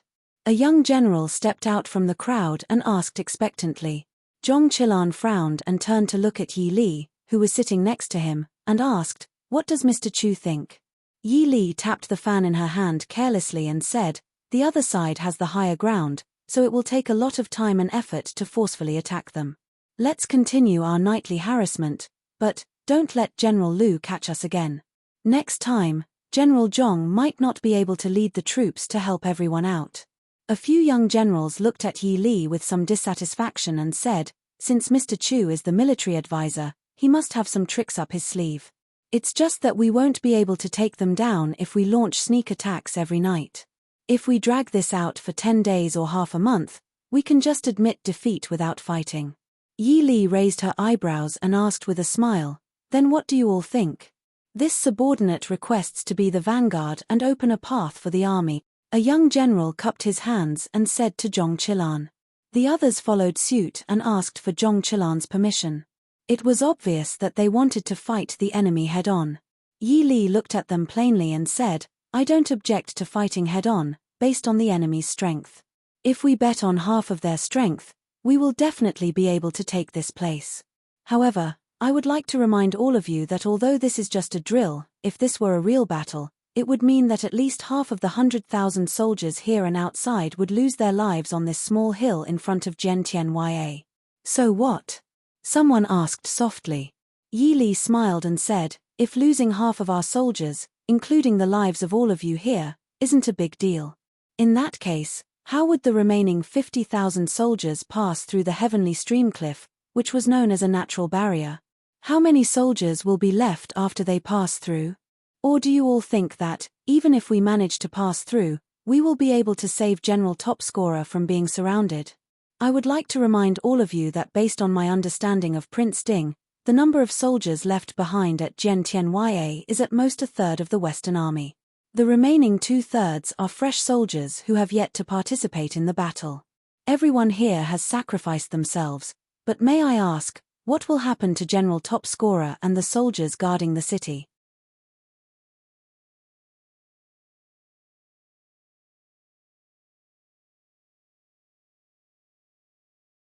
Chapter 562. Before Yi Li could finish speaking, the youths who had been acting righteously all turned red in the face. Although they weren't convinced, they couldn't help but admit that strategist Chu was right. Half of the reason why they charged forward so bravely was because they knew this was a drill and not a real battlefield. If this was a real battlefield, would they still charge forward so recklessly? Or even if they continued to charge forward so bravely, what kind of consequences would they cause? Zhong Qilan knocked on the table and said, "Fine, I'll take care of tonight's matters. Without my orders, no one is allowed to act rashly. Those who disobey will be executed." Although this wasn't a real battlefield, his orders were real military orders. Those who disobeyed military orders, regardless of whether it was a real battlefield or not, would be executed without mercy. He turned to look at Yi Li and said with a smile, "Mr. Chu, I'll leave these immature brats to you." Yi Li smiled and said, "It's my honor to have the general believe in me." Zhong Qilan nodded with satisfaction.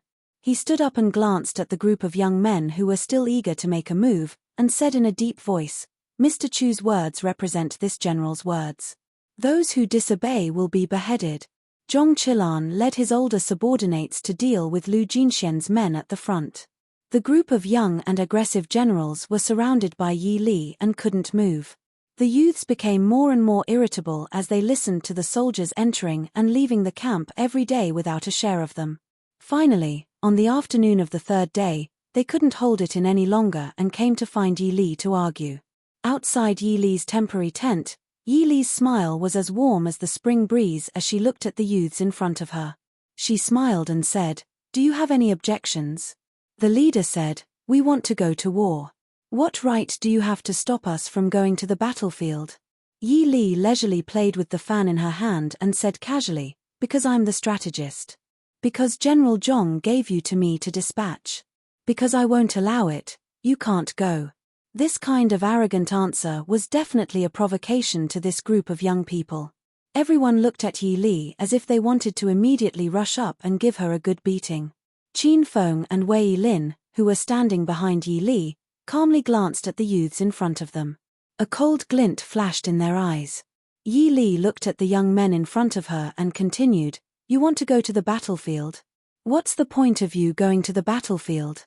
The generals under General Zhong's command have been fighting without you for the past 2 days, and there has never been a situation where General Zhong has to go personally to reinforce them. It's fine if you're not smart enough, but even if you want to be a fierce general who can defeat the enemy with brute force, you won't be able to fight better than ordinary soldiers, right? Rather than being a hindrance on the battlefield, it's better to stay at the back." The young men were so angry that their faces turned red. One of them with a bad temper stepped forward and pointed at Yi Li with a red face and coaxed, "You're just a weak scholar. What right do you have to talk about us like this?"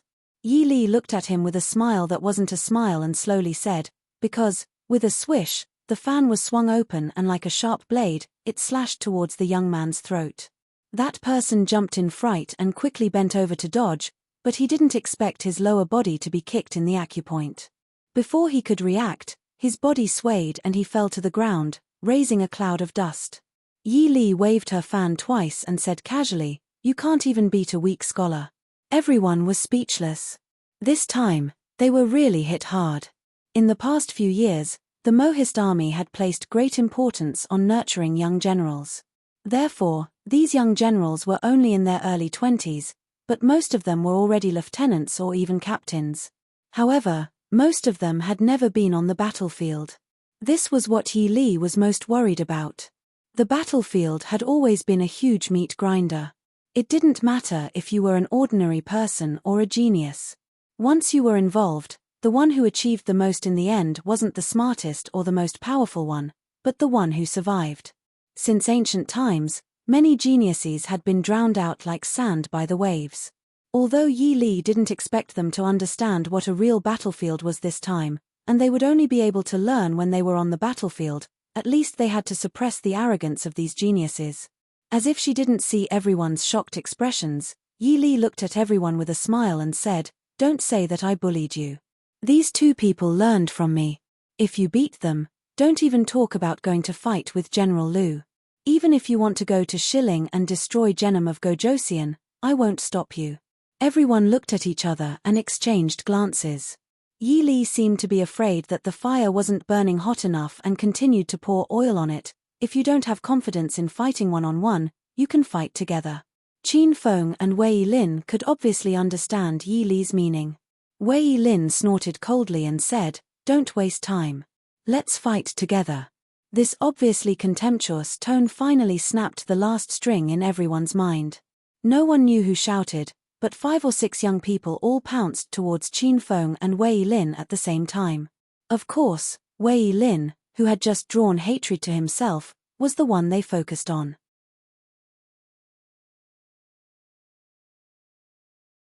Yi Li retreated to the side and leisurely leaned against Qin Feng and Wei Lin, moving among the youths with ease. Rather than a group fight, it was more like 2 people playing with a group of crazy kittens. These youths were indeed not as good as their peers in the Mohist army, but compared to Qin Feng and Wei Lin, who came from Qi Lin and were the best among them, they were not enough. The youth who had just been kicked to the ground by Yi Li was still sitting on the ground and didn't get up. He didn't join the fight. It was because he stood outside the fight that he could see the gap between himself and Qin Feng and Wei Lin more clearly. He looked at Yi Li and finally drooped his proud head. Yi Li kicked him with interest and asked, "Why don't you try?" The youth sat on the ground and didn't get up. He shook his head and said, "I'm not an idiot. We can't beat them at all. Do you want to make a fool of yourself?" Yi Li nodded and said with a smile, "You are indeed not their match, but that's not important. They are not on the same path as you. It's best if your martial arts are strong, but if you can't, there's no need to compete with them. General Zhong may not be their match. The youth said with dissatisfaction. Then why do you want them to fight? Yi Li raised her eyebrows and said, because compared to you, General Zhong clearly has a smart brain. You don't have anything, but you think you have everything. I think your brains need to be fixed together with your bodies. The youth opened his eyes wide and glared fiercely at Yi Li, saying, we're not stupid. They were the rising stars of the Mohist army. Who didn't praise them for having a bright future? Yi Li nodded seriously and said, you really aren't stupid. How can I describe your level of stupidity? Have you ever seen an idiot seeking death?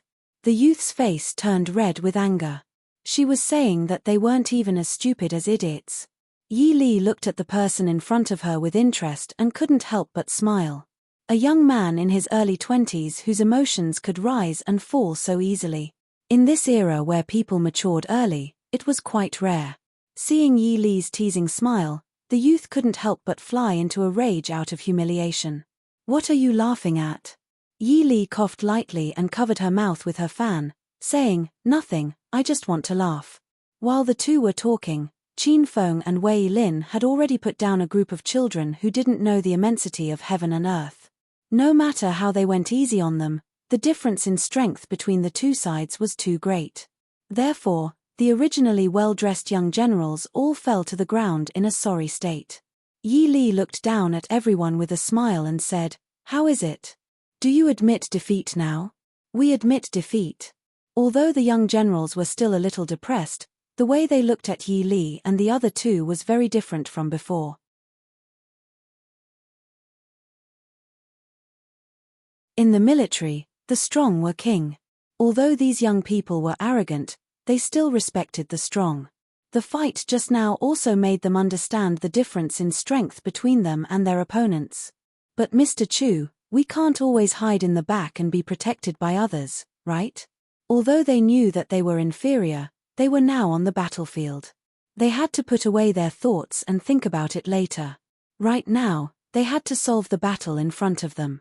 Yi Li looked at them with a smile and asked, you guys really want to fight? Hearing this, everyone knew that there was hope.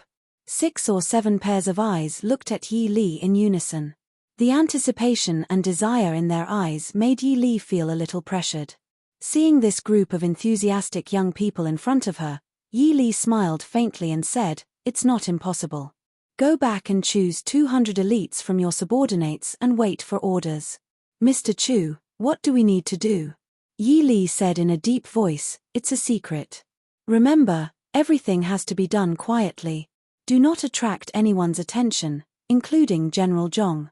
The people who are discovered will stay behind to reflect. Young people all liked mysterious and exciting things. Hearing Yi Li say this, everyone became even more excited.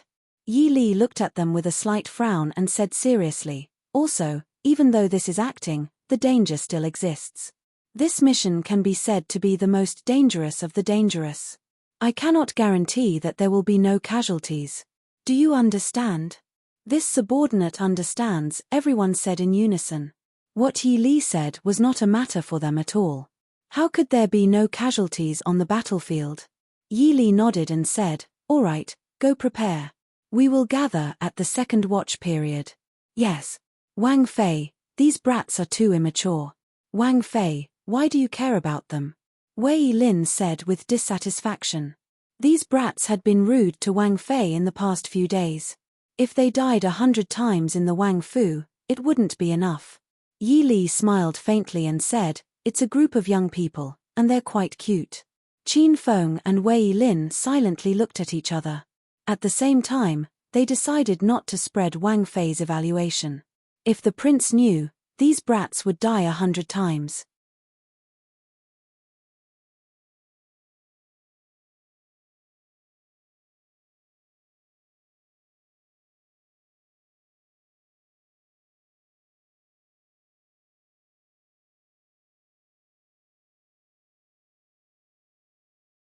If General Zhong grasps the opportunity well, he should be able to rush up. Feng Jiao nodded and said, let's do it like that. Yi Li turned around and looked at the people behind her and said, Rest here for an hour and then set off. The young general behind her said, "Military advisor, we are not tired. We can move now." Yi Li glanced at him indifferently. "Who cares if you are tired or not? In a while, General Zhong and the others will be fighting. We should take advantage of the moment before dawn to make a move. After causing chaos, we will retreat before the sky turns bright." The young general who spoke rashly blushed and sat down to rest in embarrassment. Feng Jiao stood to the side and looked at the group of young fellows behind Yi Li with interest.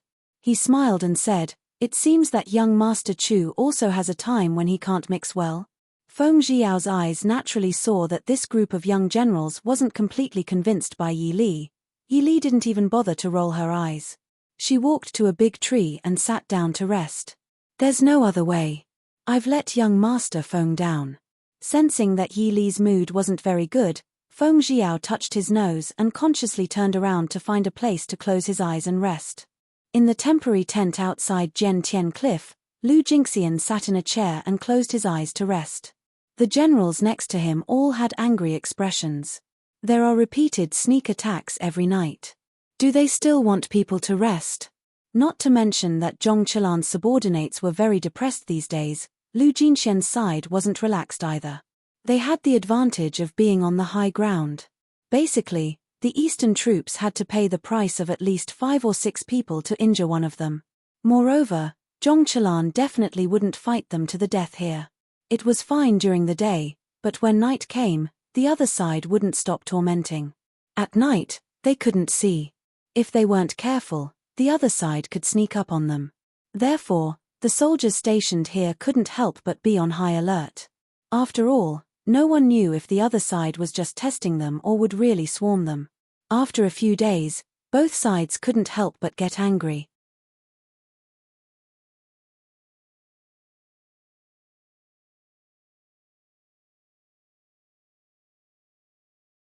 Chapter 564. General, the prince sent a letter on horseback, someone reported from outside the tent. Lu Jingxian opened his eyes and scanned the rowdy crowd. He said in a deep voice, "Come in." A soldier came in and presented a letter with both hands. Lu Jingxian opened the letter and slowly frowned after reading it. The other generals changed their expressions and hurriedly asked, "General, what orders does the prince have?" LV Jingxian casually passed the letter to a deputy general sitting below him. The deputy general stilled when he saw it. He looked dazedly at Lu Jingxian and said, "The prince is reminding general to be careful of the princess consort." The other people also passed the letter around. Lu Jingxian frowned and said, "Speaking of which, in the last few days, the princess consort has not appeared in the army at all." When the princess consort was mentioned, even though she was a woman, these generals who had fought on the battlefield still showed respect. It was not just because the princess consort had military talent that was different from other women, but also because the princess consort had done many things for the Mohist army in the last few years. For example, the promotion of soldiers, the payment of soldiers, the placement of wounded soldiers, and even the organization of the army. Many effective methods had been proposed and implemented by the princess consort. So in the eyes of these soldiers, Princess Ding was not as simple as a normal princess consort, but one of the true controllers of the Mohist army. For the prince to write a letter to remind her, this caused everyone to pay more attention to Princess Ding. But at this time, they did not know what Princess Ding was doing. At this time, Lu Jingxian found that he had overlooked an important person. It wasn't that LV Jingxian thought that Yi Li was better than Zhong Qilan when it came to commanding troops. It was just that Zhong Qilan had worked with him for more than 10 years, so they had a rough understanding of each other.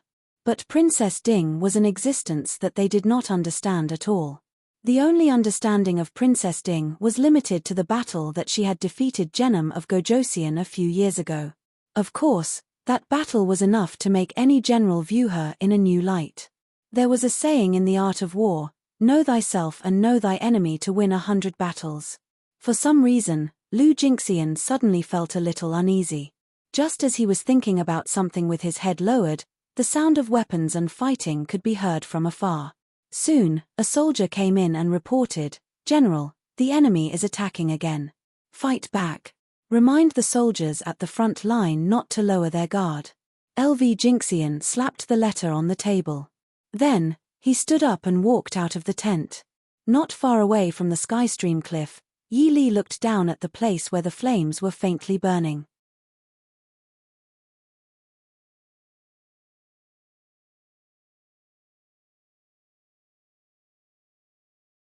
This kind of drill was not as important to them as the new soldiers. Under the light of the fire, some of the soldiers were still fighting with swords and spears. Some had simply rolled on the ground and hugged each other to fight. Some even used tricks such as choking, biting ears, and so on. No wonder young Master Feng-san, who always paid attention to his demeanor on the battlefield, was so happy that he laughed. Yi Li looked down calmly and said lightly, "At least they can be a little familiar with it. In the future, they will not panic on the battlefield. The ones who die the quickest on the battlefield are always the new soldiers." Feng Jiao stopped laughing and nodded. He said, "Wang Fei is right. General Liu has returned." A strange howl came from the night sky. Feng Jiao's expression became serious as he said solemnly. Yi Li nodded and looked at the sky. She said, "It's late. Let's retreat." Feng Jiao frowned and said, "But General Zhong." Yi Li said, "Lu Jingxian will probably call back at least half of his men. If General Zhong still can't attack, then we can't do anything. When General Lu's people arrive, we won't be able to leave. Let's go up the mountain." Feng Jiao was helpless. He knew that Yi Li was speaking the truth. He could only give the signal to retreat. The young soldiers who had been fighting excitedly were forcefully called back. They were all restless like little ponies. When Lu Jingxian rushed back to the main camp on Jiantian Cliff, the sky had already brightened.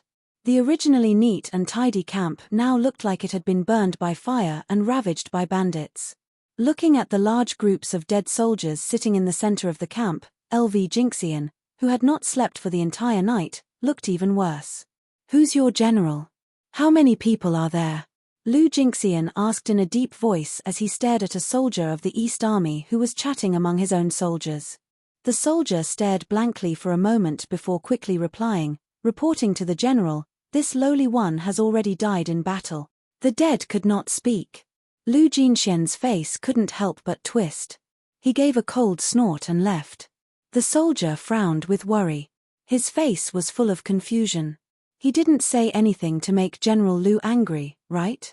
On the mountain slope 20 li away, there was a fierce battle for position. However, the defending army, which had suddenly lost half of its men, was gradually showing signs of decline. On Jiantian Cliff, it was a different scene. The East Army would come and besiege them from time to time. When they were beaten back by the West Army, they would not continue to harass them. They would retreat and rest before coming back to continue the battle. If they were on the plains, this kind of provocation would be seeking their own deaths.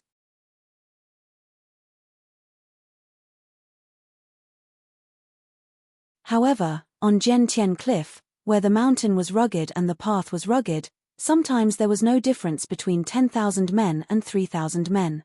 By the time Lu Jingxian had a thorough understanding of the enemy's forces, there were less than 4,000 men after deducting those who had died in battle and stayed in his camp to eat and drink for free.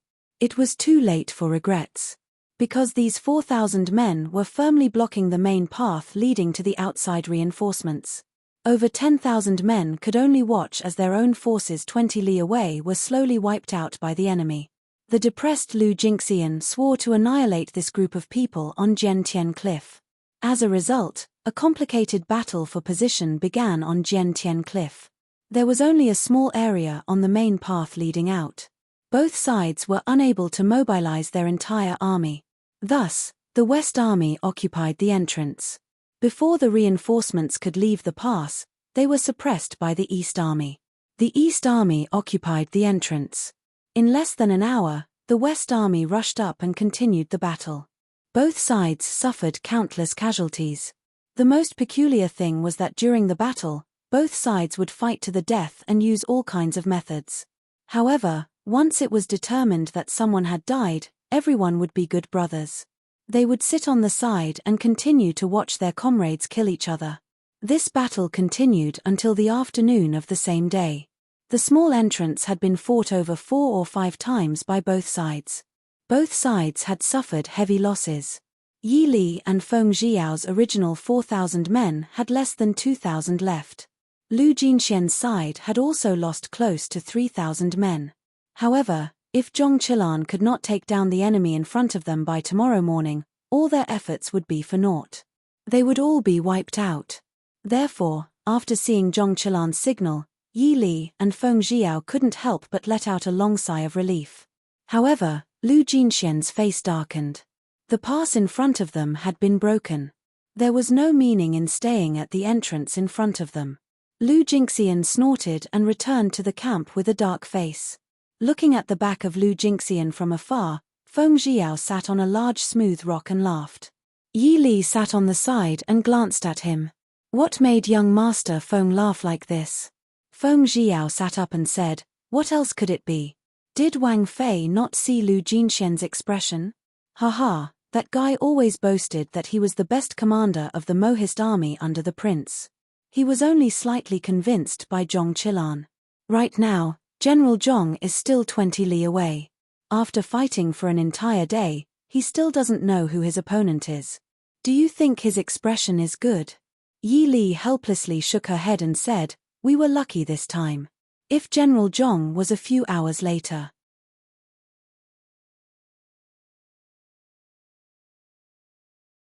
Young Master Feng, you and I would have become General Lu's captives. Feng Zhiyao rubbed his nose and complained, why didn't Wang Fei let Qi Lin participate in the battle? Yi Li smiled at him and said, this is a drill. If we use cheats in a drill, we might as well act. Cheats? What was that?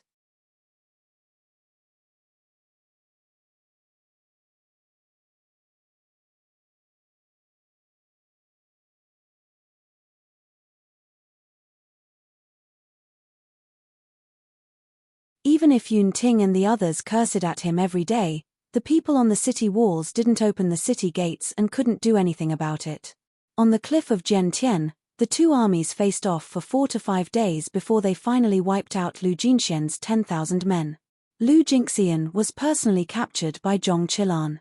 The two of them had worked together for more than 10 years and had often fought with each other. Although he lost to Zhong Qilan this time, Lu Jinxian didn't feel ashamed.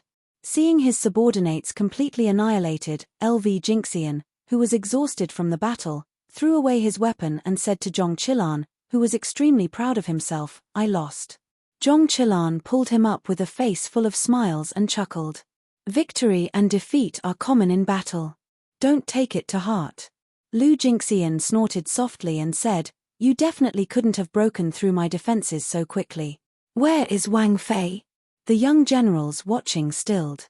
The Prince Ding mansion still had a former Princess Wang Fei because she was unwilling to leave the Da state.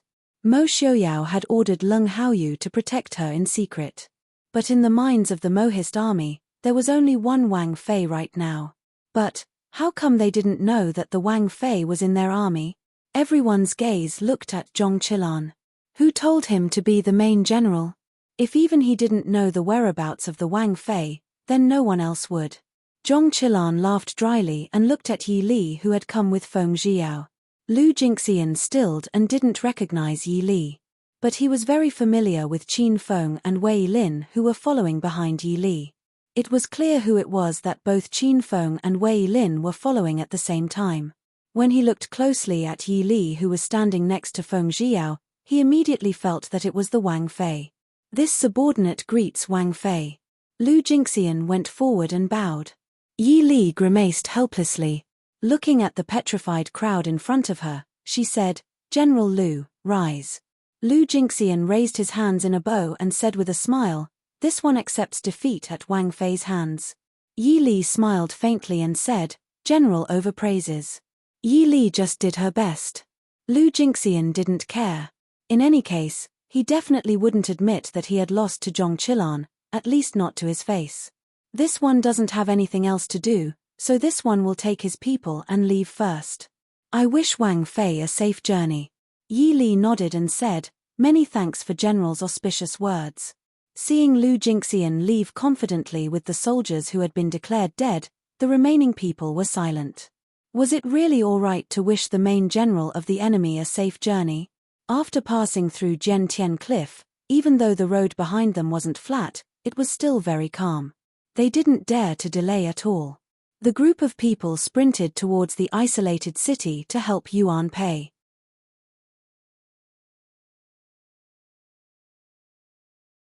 At this time, on the walls of the small isolated city, Mo Xiaoyao was dressed in white. He wasn't even wearing his battle robes. He looked at the old General Yuan Pei and said with a smile, "Old General, this time I won." The white-haired General Yuan Pei looked at the man in front of him whose hair was as white as snow but still as proud as the wind. A thread of relief and joy flashed through his eyes. He nodded and said, "It is true that Prince has won." This old man admits defeat. In terms of military strength, Mo Xiaoyao was only slightly better than Yuan Pei. Attacking a city was much harder than defending it. Back then, Xiling's army of more than 100,000 had not been able to break through a small city in Jiangxia. Now, Prince Ding had broken through in a few short days. This was his ability. Yuan Pei was not a person who refused to admit defeat because of old age. He felt very gratified that the Ding King's household had a successor. If this was a real battlefield, I would not have been able to take this city so easily. This isolated city was truly isolated because it was a newly built city. There hadn't even been time for residents to move in. And on a battlefield, there wouldn't be a city that had basically nothing. Yuan Pei laughed loudly and said, "Many thanks to Prince. But if this was a real battlefield, Prince wouldn't have only brought a few tens of thousands of troops to attack a city, right?" The two looked at each other and smiled. Clearly, they were in a good mood. Reporting to Prince, "There are troops coming this way." A soldier on the city wall rushed over to report. "Oh." Mo Xiaoyao looked over. In the distance, there was indeed the sound of hooves and dust rising. In less than an hour, Yi Li, Feng Zhiyao, and Zhong Qilan had already led their troops to the city. Mo Xiaoyao looked around and saw at least 80 to 90,000 troops. He couldn't help but praise, to be able to wipe out Lu Jinxian's troops with less than 20,000 losses. That's not bad. Looking down at the people below, he smiled faintly and said, "General Zhong, Feng-san, Li, you've come too late." Feng Zhiyao gritted his teeth in regret. Looking at the situation, if they had come 2 to 4 hours earlier, the situation would have been very different. Unfortunately, on the battlefield, the difference of half an hour could often completely change the outcome of a battle. Princess.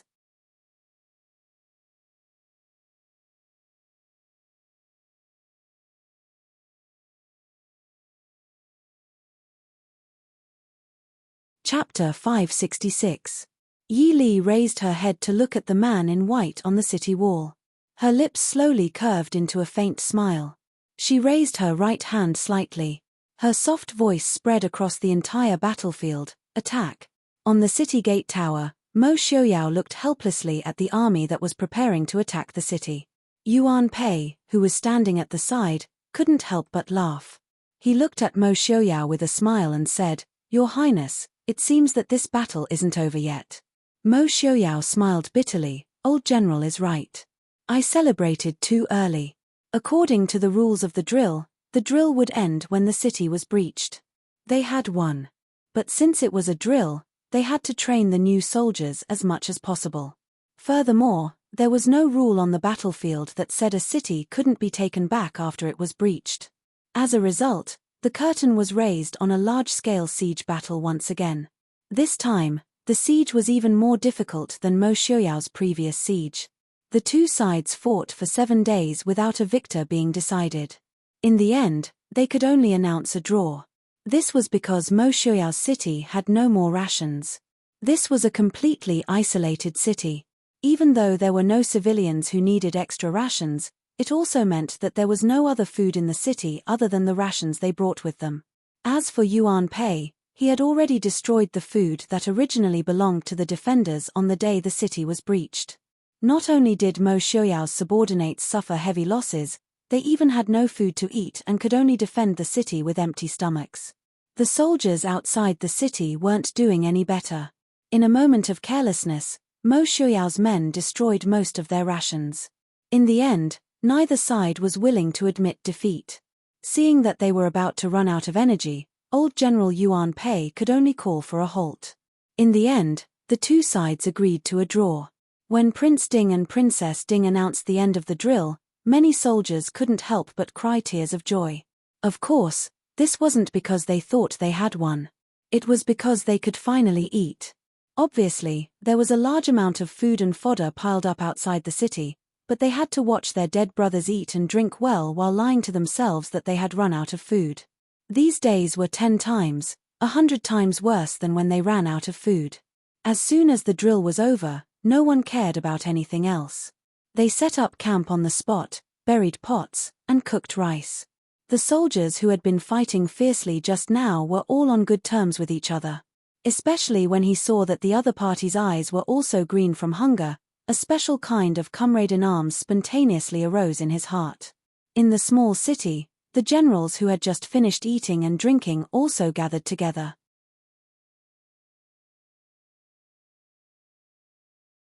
Because the siege had lasted for too long, even Lu Jingxian, who had already returned, came back to watch the battle. Now that the battle was over, both sides had their own victories and defeats. No one had lost face, so the atmosphere was still harmonious.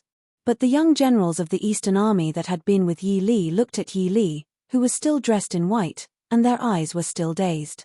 A few days ago, they had been so busy with the battle that they didn't have the mind to care.